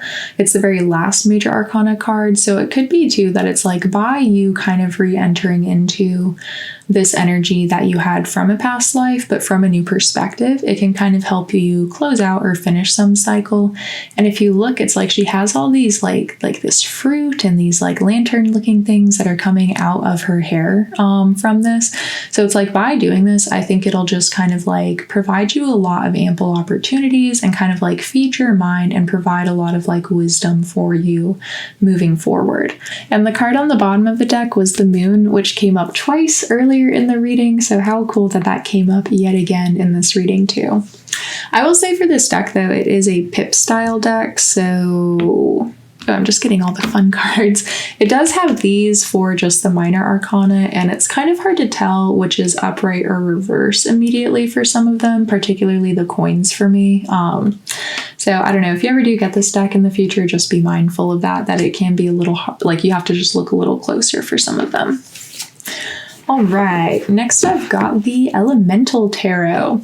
This was a demo deck that I, just a store was clearancing, and they just tore off the D for the demo when I bought it and left emo, which I just think is funny. So this is my emo deck. And so I love the color selection for this deck. I think it is just so fun and so vibrant. And they actually have kind of some hieroglyphics and other symbols with a lot of the cards. And almost every single one is associated with a different deity from a variety of different cultures. And there's a lot in here that I hadn't even quite heard of before. Oh, very interesting. Oh my gosh, if you've read American Gods, these are actually 2 of the characters in it, the Beelzebub and Chernobog. I don't know, that's cool. I finished reading that not too long ago, so that's a little synchronistic for me. But let's go ahead and shuffle and see what this deck has to say. All right, you got the Death card. So transformation. I am the one whom they call life. I am the one who you call death. So it's interesting that he's also holding the Ankh, which is the key of life right there. And I think we got the Death of the Shaman from the Shaman Oracle, if I remember correctly. So again, with every big transformation we're going through, it's there is, Actually, one of the things that I just heard from this is like something about how you died in a past life is really important, since there was such a big talk about past life stuff here before. Very interesting. And it's interesting that the last card we got was the World card too, which is about like the final ending or closing of a chapter or a cycle with this as well. So definitely if you do start looking into stuff from your past life or you're drawn to a different culture, this is going to be a very specific message for some people, but it may be good to look into some of like the death rituals that they had. So let's say if you're drawn to like Egyptian mythology, you may want to start looking into like the Book of the Dead or something, which I think even the winged snake is one of the characters from Egyptian mythology. I want to say it's like Apep or Apopos or something like that. That may be Greek. But very interesting. And again, so much of this reading has been about transformation, and even with death, there's always like the death of the old self or the invitation of the new self coming in. And we got the 10 of Wands, the 10 of Fire in reverse on the bottom of the deck. Oh, very interesting. And this one actually associates it with Odin, who they are saying is the Scandinavian god of battle, which it's interesting because Odin is, the Norse god of a lot of things other than just battle too. And Odin's actually been an entity that I've been working with a lot lately. So that's very interesting. So maybe for me, I'll start looking into my Norwegian ancestry. All right. So next, I've got the Good Fortune Tarot. I guess I'll have to start putting them like this since we're almost out of decks now. But so this is one that I did not buy, but I won this from a contest actually very recently. On my Instagram, I do daily card polls, and I actually pulled the Wheel of Fortune for that day. And then, I don't know, like about 30 minutes later, I get a knock on the door for a package, and I won this deck from an online contest. So this is my super good luck tarot deck. Like, I don't know. I just got it very recently, like within the last 2 months. But let's go ahead and open it up. And so this was a free deck, but the cardstock is very thin for this. It's not as thick as what I'm used to for most of my cards. So I have to be a little careful when I shuffle it so I don't accidentally hurt them. So you guys got the Queen of Cups, and the card on the bottom of the deck is the Queen of Pentacles, so 2 queens. It's interesting. The artwork of this almost reminds me a little bit of like the Sacred World Oracle deck that I pulled out earlier, where it has almost like a storybook-esque kind of feel to me. But it's really interesting that we got 2 queens. Both queens, all queens are going to have a slightly intuitive aspect to them. And the Queen of Cups is like this very watery, flowy, intuitive, emotional aspect of self. And so with the Queen of Pentacles on the bottom of the deck too, I think one of the things that it said earlier was to focus more on the internal stuff or the internal shift that's happening rather than the external shift that's happening. And I feel like with the Queen of Cups being the main card here and then getting the Queen of Pentacles on the bottom of the deck, that's kind of reflecting that, where your spirit guides really want you to kind of tap into this like internal, intuitive like feeling of what's happening rather than just kind of like the physicality of what's happening. And when you can tap into this internal sense of flow, a lot of other things start to flow a lot easier as well.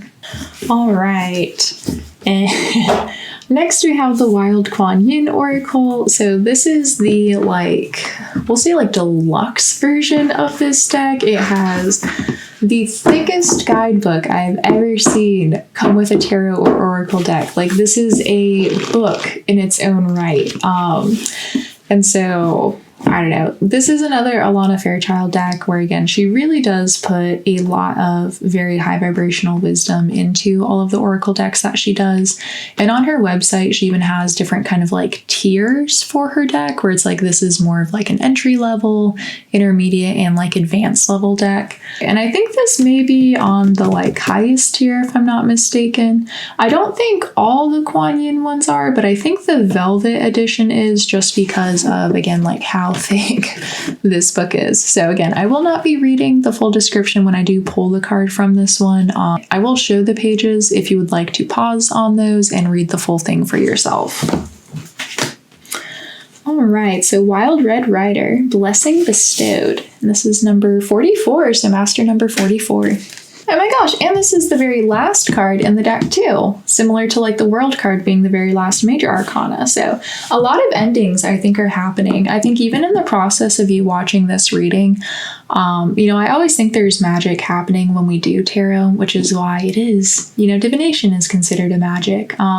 So I do think you are like already in the process of closing out this cycle. I think you're on this last little step, which is usually more of kind of like an epilogue chapter before you enter into this new phase of your journey. And so I do think there is going to be something very awesome on the horizon for you very soon. So I'm going to read the italics and then I'll hold the book up to the camera so you can pause and read the rest if you would like. So, I descend with wild love and bring with me such grace that there shall be an inflow of harmony, serenity, goodness, and order restored to your life. There is no limit to the way that I can land in your life. And when she says I, it's referring to Kuan Yin, since these are like transmissions from Kuan Yin. There is no limit to the way that I can land in your life, to the order that I can call forth from the wild chaos that my truth may first evoke. I see from higher perspective that which can be altered so that the patterns of your life can heal and you can step forward on your path with clear purpose. I bring you the embodiment of my mantra, opening your heart and granting your prayer immediate answer. Om Mani Padme Hum. And that's a mantra that they use a lot in, I think, like Tibetan culture for like, their Kuan Yin worship. So that's a good mantra to repeat if you feel connected to it. I've used it before, and it definitely has a specific resonance to it in the chest that I think has very nice effects. So there is. So here's the rest of the pages.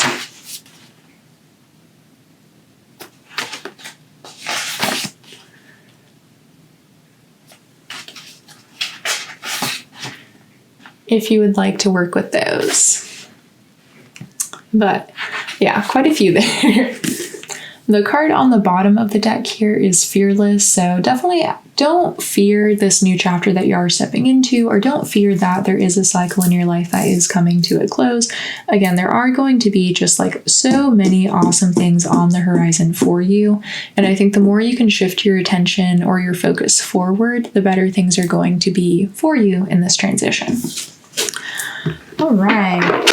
And next, we have the first of two Sacred Geometry Oracle decks. So I'll actually do both of these together. So the very first crystal store that I ever worked at, they had a couple of Oracle decks, and these were two of the main ones they had. And it was so interesting to me. It was kind of almost like from the Matrix, like picking the red pill or the blue pill. And I hadn't watched The Matrix in a really long time, so I picked the blue one at first because I just kind of liked the artwork a little bit better and it resonated a little bit more with me. But then later on, I think I rewatched The Matrix, or I remembered something about it and I was like, oh wait, no, it was the red pill. So then I went back and I got the red one. But I think they're both phenomenal decks. I just kind of think that's funny. Where I think it had to be in that order, where if I had bought the red one first, I probably would not have gone back and bought the blue one. So now I've got both. But let's go ahead and do the blue one first, and then I'll do the red. All right.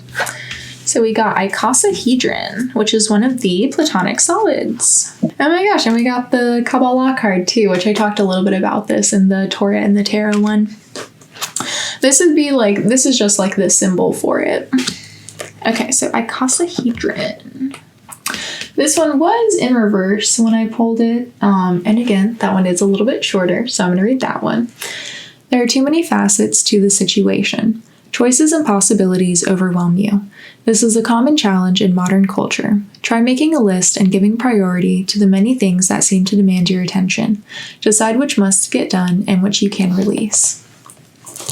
And so as you're going through this transition, that could even be a good way to sort out what it is that you want to start moving towards and what it is you want to start, releasing from your life or replacing certain habits with, like we talked about. And I think kind of seeing it all written down could help you kind of process through what it is that you do and do not want to do moving into this next chapter for yourself. All right, now for the red one. Oh, very interesting. You guys got octahedron in reverse. It's interesting that both of them ended up being platonic solids. And so, specifically for the reversed, is an aspect of intolerance needs to be addressed. Expand the generosity of your spirit and feel how that lightens your life. And so, definitely as you kind of start to rewrite your story as you're moving through this, I think one of the best things you can do is really sit down and address the things that you really want to change moving forward. So if you notice that there's any difficulties in your life or things that you still struggle with that you would genuinely like to heal and move through, I think sorting through that, maybe even with the journaling aspect of that, so you could do something that's focused on your tangible life, but then also do things that are focused on your internal life as well, because again, a big part of this reading has been about the merging of the internal and the external aspects of the self. So doing that where it's like, for me, I have social anxiety. I don't want to have social anxiety, but I do. And so it's like, I could go through and say where it's just like, it's like I feel anxious or stressed during certain things like this when I would like to feel like this way instead. And even if it obviously doesn't help me immediately heal and get over that, it is a thing that does start to help just bring awareness to certain internal things that are happening. So it's like I can start to address those in a healthier, more meaningful way, just like in certain situations. So that can be a thing for you too, where if you notice you like internally just feel a lot of things that you don't want to feel, you can start to address maybe what it is that you would like to feel instead and what it is that you can start working towards. All right, and last but certainly not least, we have another, the tarot. And so this one's pretty special to me. I hardly ever use this one for readings just because it is a little bit older. But this was actually given to me by my husband's mom. She is just an awesome woman. I love her so much. And this was a tarot deck that she got for herself a while ago. Back when she was younger, and this deck is copyrighted from the 70s, and when she found out that I did tarot, she gave this deck to me. And one of the things that I think is really cool is this actually has a tarot game in here. There's the gambling game. And there's other common tarot card games, which I think is so cool. It's tarot did originate as a card game. And I think, obviously just kind of its divination usage has just really exploded and taken off. So it's kind of cool that it has the original games in here. I haven't played these yet, but I would really love to at some point. I'm actually probably going to ask my husband to play these with me tonight. But I don't know, I just think that's so cool. It's such a fun little aspect of this deck, and I kind of think it helps bring it full circle back to its original, one of its original uses. And the card we got today is the Ace of Swords. Oh my god, that's actually so fun. So I pulled a card of the day for today, the second day of me reading this, and I got the Ace of Swords today from one of my other decks. So it's very appropriate to me that we got this one here for the last card of the reading, when this whole reading has been about a transition. And it's kind of as we've been going through it, it's been going through these different phases of the transition, and the Ace of Swords is kind of saying all right, yay, you did it. Here it is. Here's your newness. Here is this new mindset, this new way of thinking about things, this new way of operating. And particularly the card on the bottom of the deck is the Nine of Pentacles, which is the card of abundance. So I do think it's you are, again, already transitioning, and I think energetically on some level already through this transition, it's just a matter of kind of matching that or meeting that, if that makes sense. And so there is a huge renewal that is going to be happening for you very soon. And within this, within the context of this renewal, there is going to be some reward or abundance that is on its way to you too. The Nine of Pentacles is all about this completion of a cycle, a time of harvest after putting in a lot of hard work to get to the point of harvest. And that's definitely here. One of the hidden symbols in tarot are these little petals in this deck around the hand floating here. That's actually the Hebrew letter Yod, which means hand. So it is the hand of God or source or spirit, the divine, kind of offering this new thing or bringing this new thing in for you too. Kind of they're saying it's time for this new chapter.